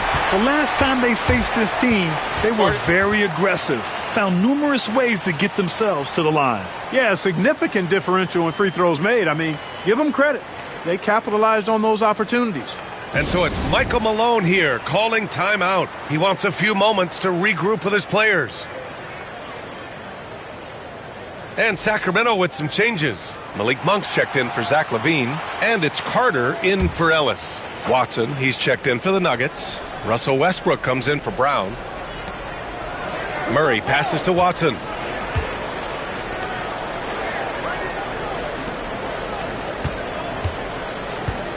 Gordon on the wing, defended by Murray. And while Nikola Jokic has lots of years left in this league, he's already an all-time great, Grant. You know, B.A., not many guys have won multiple MVPs and a title, but Jokic has already accomplished so much. And with his size and skill set, Jokic can be elite for a long time and add to that impressive resume.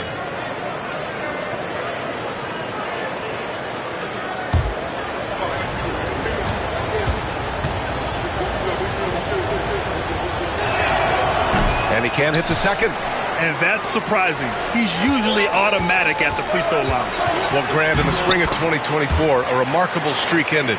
Domantas Sabonis had recorded 61 consecutive double-doubles. Yeah, it was the longest streak since the merger back in 1976. Now, Sabonis has led the NBA in rebounding multiple years. Plus, he has averaged 8 assists in a season, so that is big-time production. And Denver has possession, following the score by Sacramento. And it's Watson missing. The Kings have gone 4 of 9 in this one so far. And the dunk by DeRozan. You know, it's really the defining part of DeRozan's game, driving the basketball hard at defenders, and he'll come right at you with athleticism and strength. Now here's Westbrook. No made baskets yet. And again, Denver no good. And I'm surprised that didn't go down. I mean, I'm sure he is too. The shot's good. And the defense no factor, which is why he simply laid it in. Nuggets trail by 5. Offensively, it's been a struggle for them. Yeah, they need to string together some shots to have any kind of chance. Here are the Kings with the ball now. They're rolling here. 9 unanswered. Monk, and he makes no mistake. Slam dunk. Boy, man, can Monk fly. I mean, it's fun watching this dude get up and drop the hammer. And that was our AT&T 5G Slam Cam, bringing you the sauce. Now 5 seconds separating the shot clock and the game clock. Murray passes to Jokic. Here's Gordon. Outside Murray. Jokic the screen. 5 on the clock. Murray passes to Westbrook. Over Monk. No good there, off the double clutch. And we've reached the end of the first quarter. Kings ahead, up by 7. After this break, we'll be back with the start of the second quarter on 2K Sports.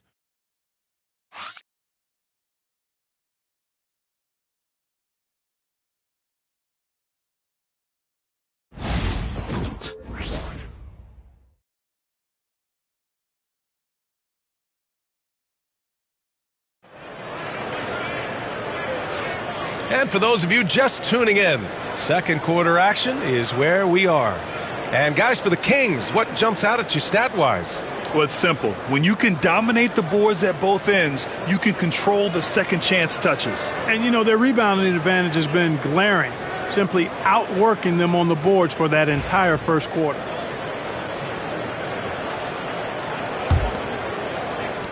And here are the Kings now.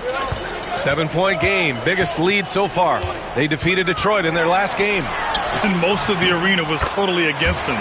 But they looked inward, trusted each other, and made good plays.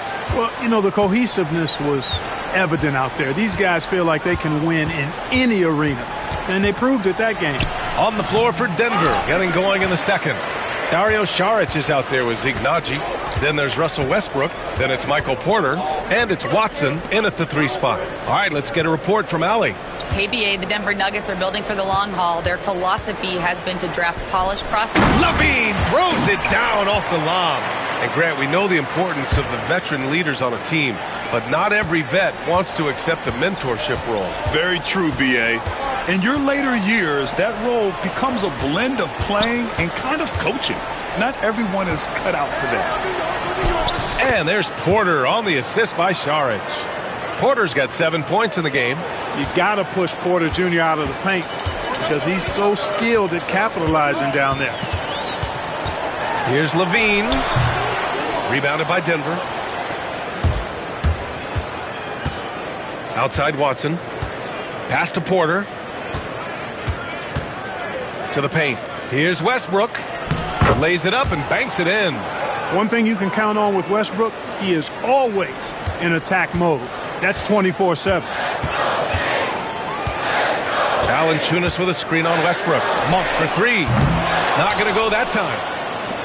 And it's Porter with the ball for the Denver Nuggets. They trail by 7. They're moving on after a tough loss they took at the hands of the Pacers. I really didn't see much of an edge from them. A little more intensity could have gone a long way. Yeah, you know, to me, I agree. They just never looked engaged, which is surprising considering how close the game ended up being. Outside Levine. Monk against Westbrook. Over the last month of play, the top free throw shooters among small forwards. In the third spot, Michael Porter. And it's clear that these guys work hard on maintaining their free throw shooting. It's why they're among the best in the league in that category. Well, you can't get those numbers without the work. And they've posted impressive numbers, and all of them are naturally gifted shooters, but you have to add to natural ability the work required to bring it to fruition. The free throw drops for Monk. The energy that Monk brings, I love it. I mean, when he's out on the floor, he's giving you everything he has. Sabonis, he's checked in for the Kings. Ellis comes in for LaRavia. Brown's checked in for Denver. Murray comes in for Najee.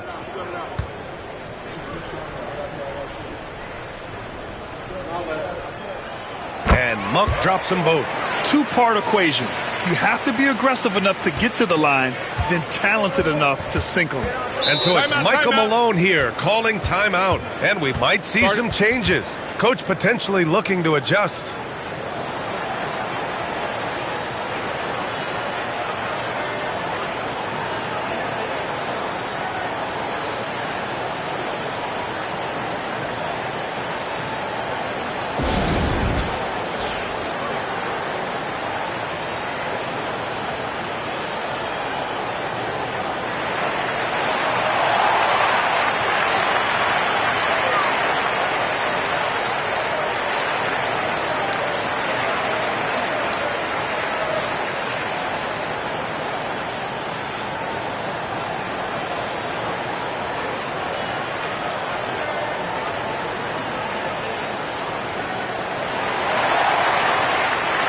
Second in assists, second in field goal percentage, and they're currently third in team blocks. They do a great job finding ways to put a body in front of most shots.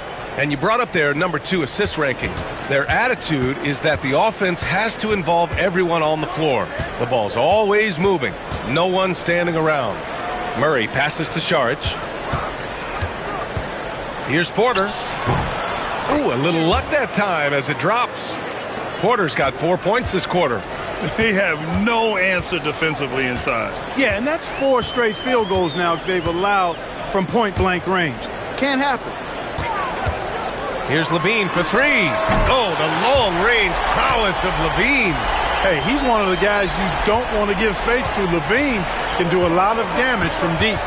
Murray passes to Saric, and here's Westbrook. Now Murray. Monk covers. Monk against Murray. Count it. 1 for 1 to start the game. You know, the defense has been very slow to adapt. I mean, that's 10 straight points now inside. Well, Grant, when you think of Jamal Murray and all he's been through, health is of utmost importance for him. Oh, extremely important, B.A., because when Murray is healthy, he's a lethal player and a huge part of this team's success. Everyone in the building saw the obvious contact. Yeah, the officials didn't need to talk that one over. It was obvious. First trip to the free throw line for him in this one.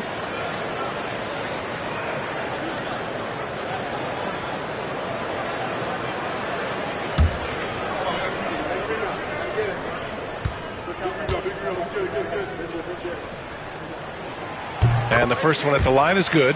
DeRozan is checked in for Zach LaVine. Nikola Jokic is checked in for Denver. Watson comes in for Michael Porter.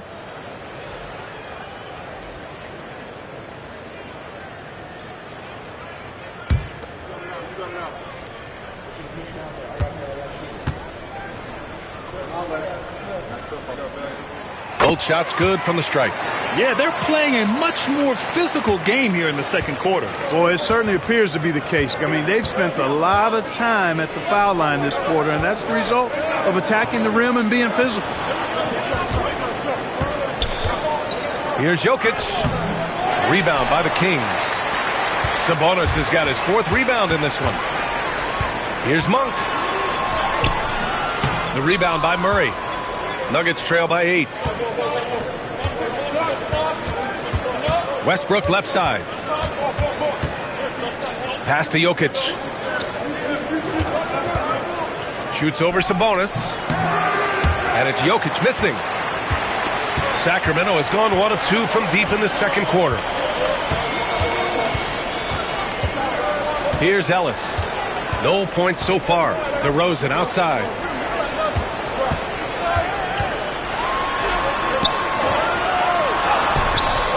Rebounded by Denver.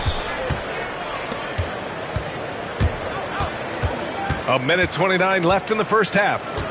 Pass to Westbrook. Over DeRozan. And again, Denver no good. Sacramento leading by 8. Now Monk. DeRozan with the ball. And another miss by Sacramento. You know, it hasn't been his best outing, but they still find themselves in the driver's seat here. They get it again. And Jokic throws it down. A guy who always seems to be in the right place at the right time. Jokic on top of that one. Pass to Sabonis. Back to DeRozan. DeRozan with the power move. And once more this half, they find a way to get great position inside. And here's Westbrook. He'll bring it up for the Denver Nuggets. 8-point game. 35 seconds left to play in the half. Jokic the screen. It's stolen away. Monk against Murray. Pass to Ellis. Now here's DeRozan. Again, the miss by DeRozan. So far this quarter, he's been out of sync and might be pressing right now. And Denver making a change here.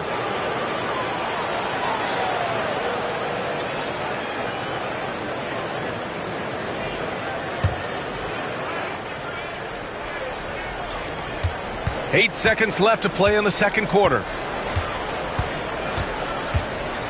Here's Jokic.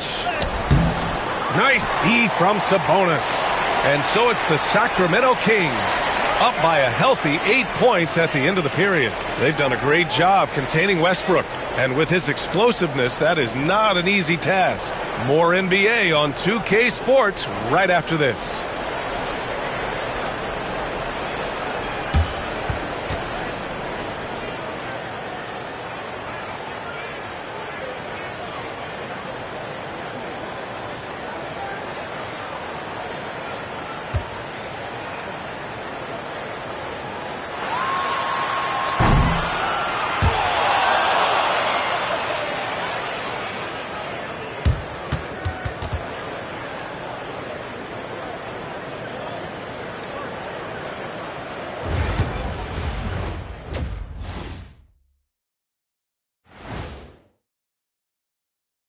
Hey, everybody. Psst. I got a secret. We're approaching the playoffs, and we are starting the show with a breakdown of the Western Conference standings. And taking a look at the Kings, they're right around where we expected them to be at this point. Nothing to be ashamed of. They've had some great wins. And now they know exactly what they need to work on to become contenders next year. And let's turn it back to our game now. Quite an effort we're seeing from DeMar DeRozan. Well, I love what he's doing offensively. He's hungry, he's attacking, and he's not settling. He's shooting well because he seems to be getting the shots he wants. Listen, a guy like that can always get a shot that he wants, Ernie. Glad you could join us. Ryan Anderson and crew are ready to take it away for the start of the third quarter.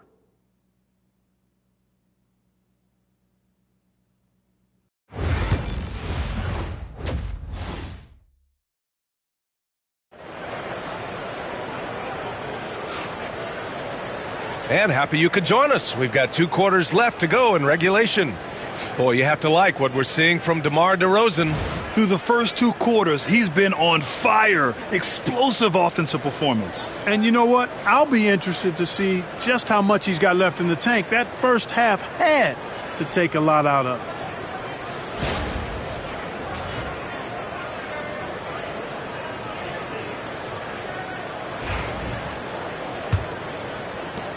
The Kings lead by 8. The duo inside. It's Murray and Sabonis. Then there's Zach LaVine. Then it's DeMar DeRozan. And it's Ellis in at the 1 spot. So that's the 5 in the game for Sacramento. Rebounded by Denver. No excuses, none. I mean, with the defense non-existent, I mean, he has to connect from there. Here's Gordon. And Gordon with the big finish.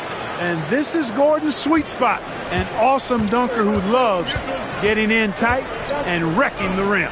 Man, was there a guy more fit to run that 2023 team than Murray? I don't think so, Brian. I mean, think about what Murray did.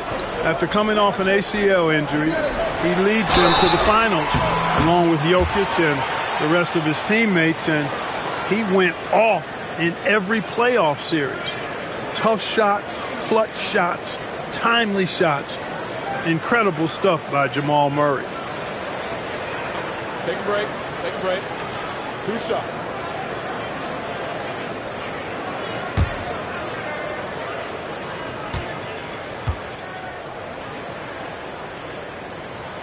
And he drops the first.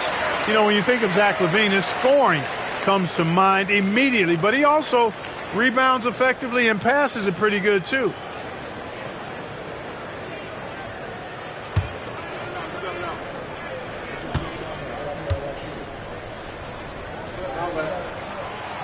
So he makes 1 of 2, and the second one misses. You know, Zach LaVine is so energetic out there on the floor. You gotta love a guy who consistently plays at a very high effort level like that. Murray's shot is good. Whatever the defense gives, that's what he takes. A sign of a skilled offensive player. LaVine passes to Murray. Back to LaVine.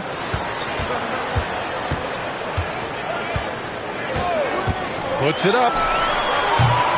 It's hauled in by Nikola Jokic. Jokic has got his 5th rebound in this one. Let's go now to the sideline and catch up with Allie LaForce. Hey, Brian, one nickname you hear for DeMar DeRozan is the lone mid-ranger. He said you can operate freely in the mid-range. It's like an ocean out there. If you're smart, you can take advantage of the space and pick teams apart. Brian? He's an expert tactician working in between. Thanks, Allie. Here's LaVine for 3. Jokic grabs the board. Coming out stone cold here. Sometimes the break will do that to you. Pass to Murray. Here's Brown. He's covered by LaVine. Gets hauled in by DeMar DeRozan. And here's DeRozan. He'll bring it up for the Sacramento Kings. They've led by as many as 11. Here's Ellis. Sabonis with a screen on Murray. Here's Ellis. Yep, it finally drops after rolling around the rim. Ellis has got his first basket. Certainly not the best look, but I admire the confidence to let it fly. Murray passes to Jokic.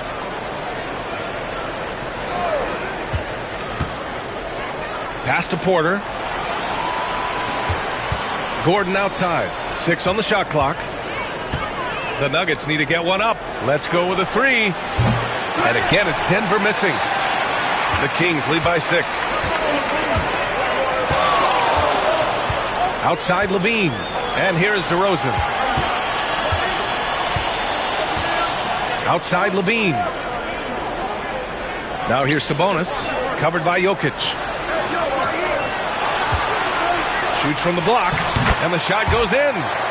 And now an 8-point Kings lead. Just how you draw it up. That's a look they'll take every time. They need something good to happen here. Yeah, they've gone way too long without a score. Here's Brown. No points yet. And Jamal Murray picks up the foul. That's his first foul. Brown's shot is good. Awesome execution that time. Ran his man right off the pick tight, and nobody rotated over to help. Monk, he's checked in for Ellis. And a switch here also for Denver. Russell Westbrook, he's checked in for Brown. Outside Levine. Picked by Sabonis from behind the arc. Shot by Levine, no good. Just terrible defense. I don't know how he missed that shot. And Westbrook gets it to go on the assist by Murray. Now just a 2-point Sacramento lead. Man, they're having a hard time defending the triple. That's 3 in a row. I think they're playing too soft on the perimeter. They can't stay so soft. They've got to get up into the shooters here. Timeout called, the Kings.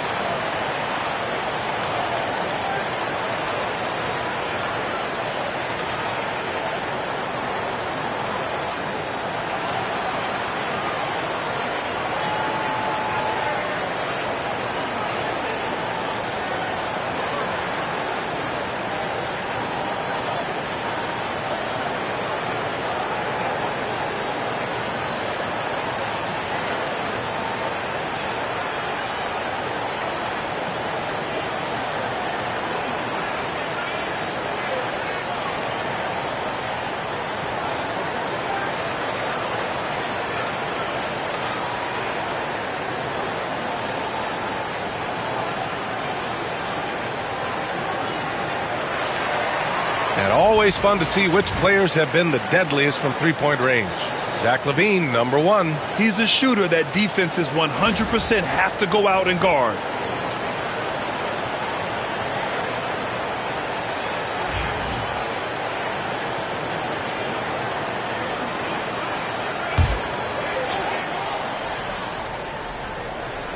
Here's Sabonis. He has a clear impact on this offense, putting up over 19 a game.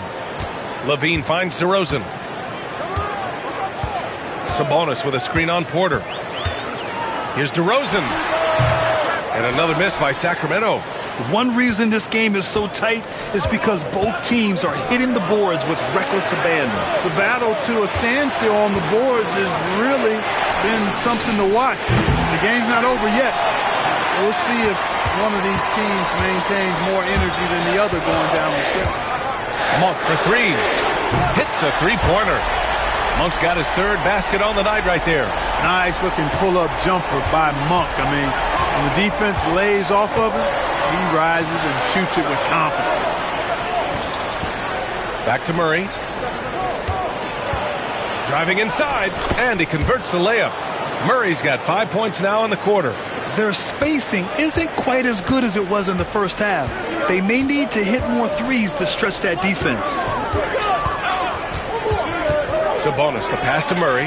DeRozan outside. Over Porter.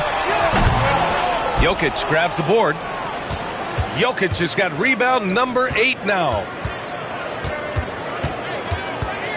Here's Westbrook. And it's Sacramento with the rebound. They've led by as many as 11. Here's DeRozan. Look at DeRozan making his presence felt. DeRozan's excellent footwork makes him dangerous inside. Defenses have to recognize that. Monk against Murray. Pass to Westbrook. Jokic in the post. Shoots over Sabonis. And it's Jokic missing. And we've watched 3 so far in this one. Sacramento on top. They're up by 5. And time for a short break. Stay right there. The fourth quarter is coming up next.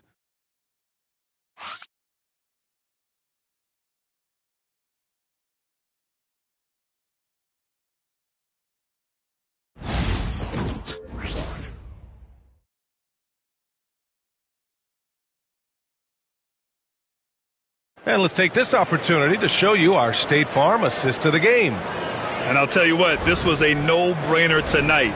Take a look at the precision on this feed. Couldn't place it any better. Served him up a tasty room service dime right there, boy. 3 tense quarters behind us. One more to go. Thanks for being with us as we get ready for the fourth. And Denver looking at who they've got to start the fourth. Hayden Watson is out there with Christian Brown. Then there's Dario Saric. Then it's Murray. And it's Westbrook in at the 2. You know, when Murray finishes like this, guys, it shows you how aggressive his mindset is in attacking the defense. Ellis passes to Sabonis. The jump hook. Denver grabs the miss. Westbrook's got 4 rebounds in the game. Banked it in off the glass. And you want him taking good shots at this point in the game. And that one was easy. Well, you don't want to give him any open shots at this stage. Never mind a layup. Come on now. My goodness. Outside Monk. There's the 3. Westbrook with the rebound. Westbrook's got 5 rebounds in the game. Murray for 3. Sacramento grabs the miss. Sabonis has got 9 rebounds now. Here's Laravia. Sabonis outside. Pass to Ellis. Now Monk. Just 5 to shoot. Jones from outside. Brown grabs the board. Brown's got 4 rebounds now. Outside Murray. And he misses the go-ahead basket. And so Monk will bring it up for the Sacramento Kings. They lead by 1. Driving in. Over Murray. Pass to Jones. Here's Laravia. And here's Monk. Defended by Murray. Outside Monk. Here's Ellis. Got it from about 16 feet. And the Kings lead by 3. Sharing the basketball is a part of the game that Monk needs to continue to add to complement his shooting. And so it's Michael Malone here calling timeout. He was quite emphatic, demanding the timeout, clearly wanting to address strategy with his team.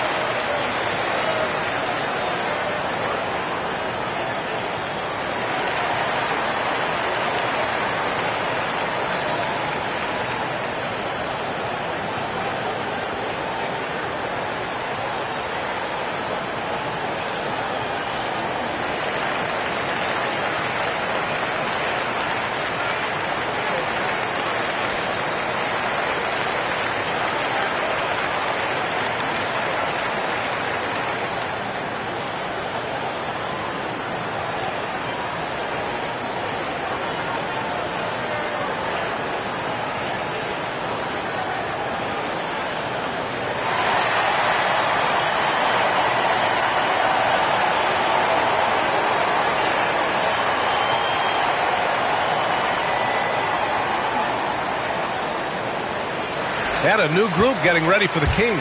Valanciunas, he's checked in for Domantas Sabonis. Keegan Murray comes in for Jones. DeMar DeRozan's checked in for Laravia. And it's Levine in for Monk. All right, let's check in with Allie LaForce. Over that last break, guys, I got a chance to hear what Michael Malone said to the team. He was very upbeat and positive, saying to his guys, let's go. I want you guys to up the pace. Look to push the ball up the floor whenever you can.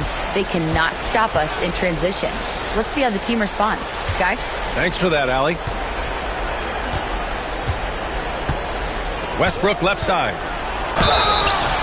So it'll be 2 free throws. He was fouled in the act of shooting. Boy, when you combine Westbrook's athleticism with the ferocity that he plays with, hard not to foul him inside.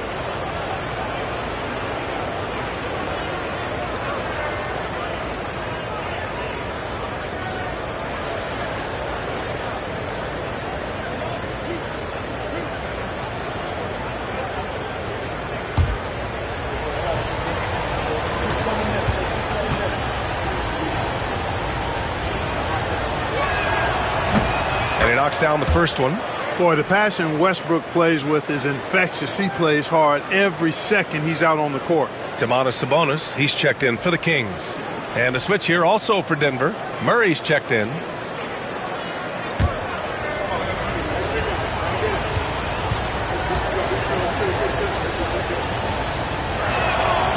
No good on the second free throw. And they need to play good defense here. That trip to the line helped and hurt. Shot by Levine, no good. Trying to close out. You got to know who's hot and who's not. Jokic. Can't tie it up. That one misses. For Sacramento, they've got 1 out of 6 shots to fall in this final quarter. Not ideal. Misfires again, and the ball just refuses to cooperate with it. It's a tough day so far. Porter looks it over. Pass to Jokic. Over Murray. And it's Jokic, that time on the assist by Porter. And it's a tie ball game. What an impressive arsenal from Jokic knocking down these shots. He's a threat to score from anywhere. DeRozan passes to Sabonis. Here's Ellis. Outside Murray. The three. Bottom. Free ball from Keegan. Look at Murray stepping up big time. I mean, we know he wants to be a trusted scorer when they need a bucket, and he shows it. And so it's Michael Malone here calling timeout. He's looking to make some very important adjustments here.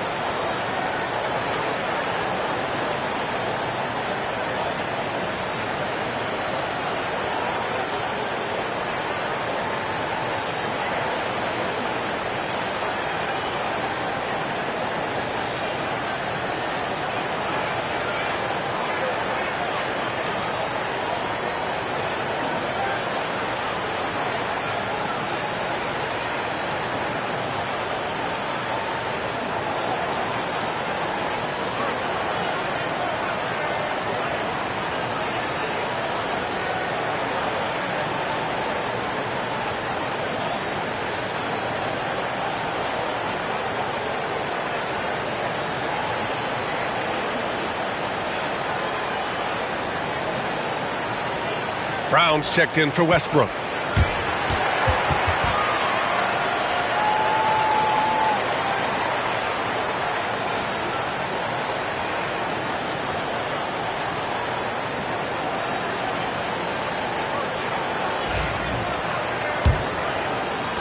Nuggets trail by 3.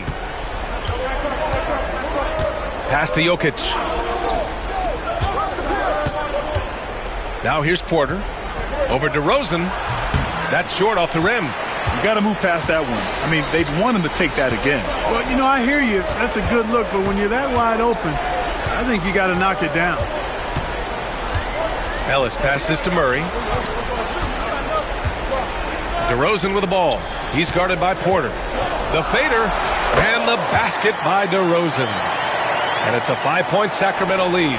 Big basket from DeMar DeRozan, an experienced NBA shot maker. He's been in these situations a lot, and he's come through more times than not. Jokic is doubled. Left side Porter. The 3-ball. A shot by Brown, no good.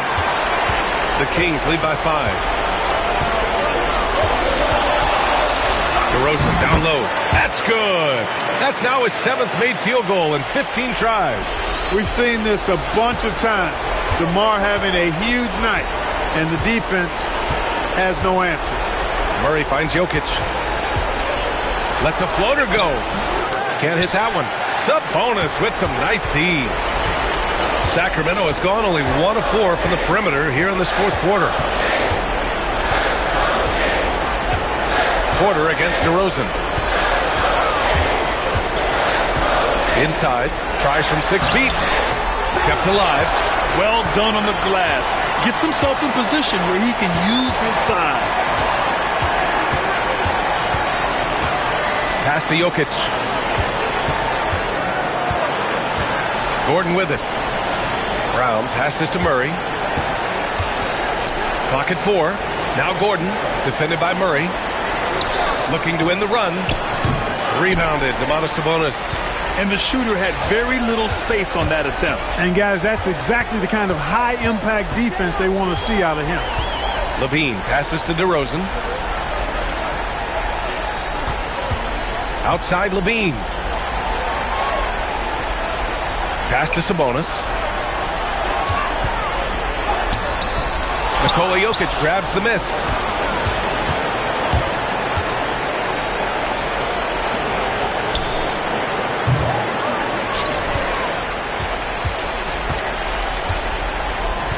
And so it's Sacramento with the W. Boy, they didn't make it easy on their fans or themselves. But at the end of the day, everyone on their side is happy. Yeah, happy indeed. The momentum shifted away from them a few times, especially early on. But give these guys credit for sticking with the game plan and finishing the job. Well, now we have some time to check in with Allie LaForce. Allie. I'm here with DeMontis. DeMontis, a great team win against a quality opponent, too. What does this say about how you're playing? It's great for us, building our confidence as a team. Sticking together, I feel like we play better consistently, so it's good for us. Confidence, extremely important. Thanks, DeMontis. All right, Allie, thank you. That's it, folks. The NBA regular season is in the books. For Allie LaForce, Clark Kellogg, and Grant Hill, this is Brian Anderson thanking you for watching the NBA presented by 2K Sports. And time now to introduce our player of the game, DeMar DeRozan.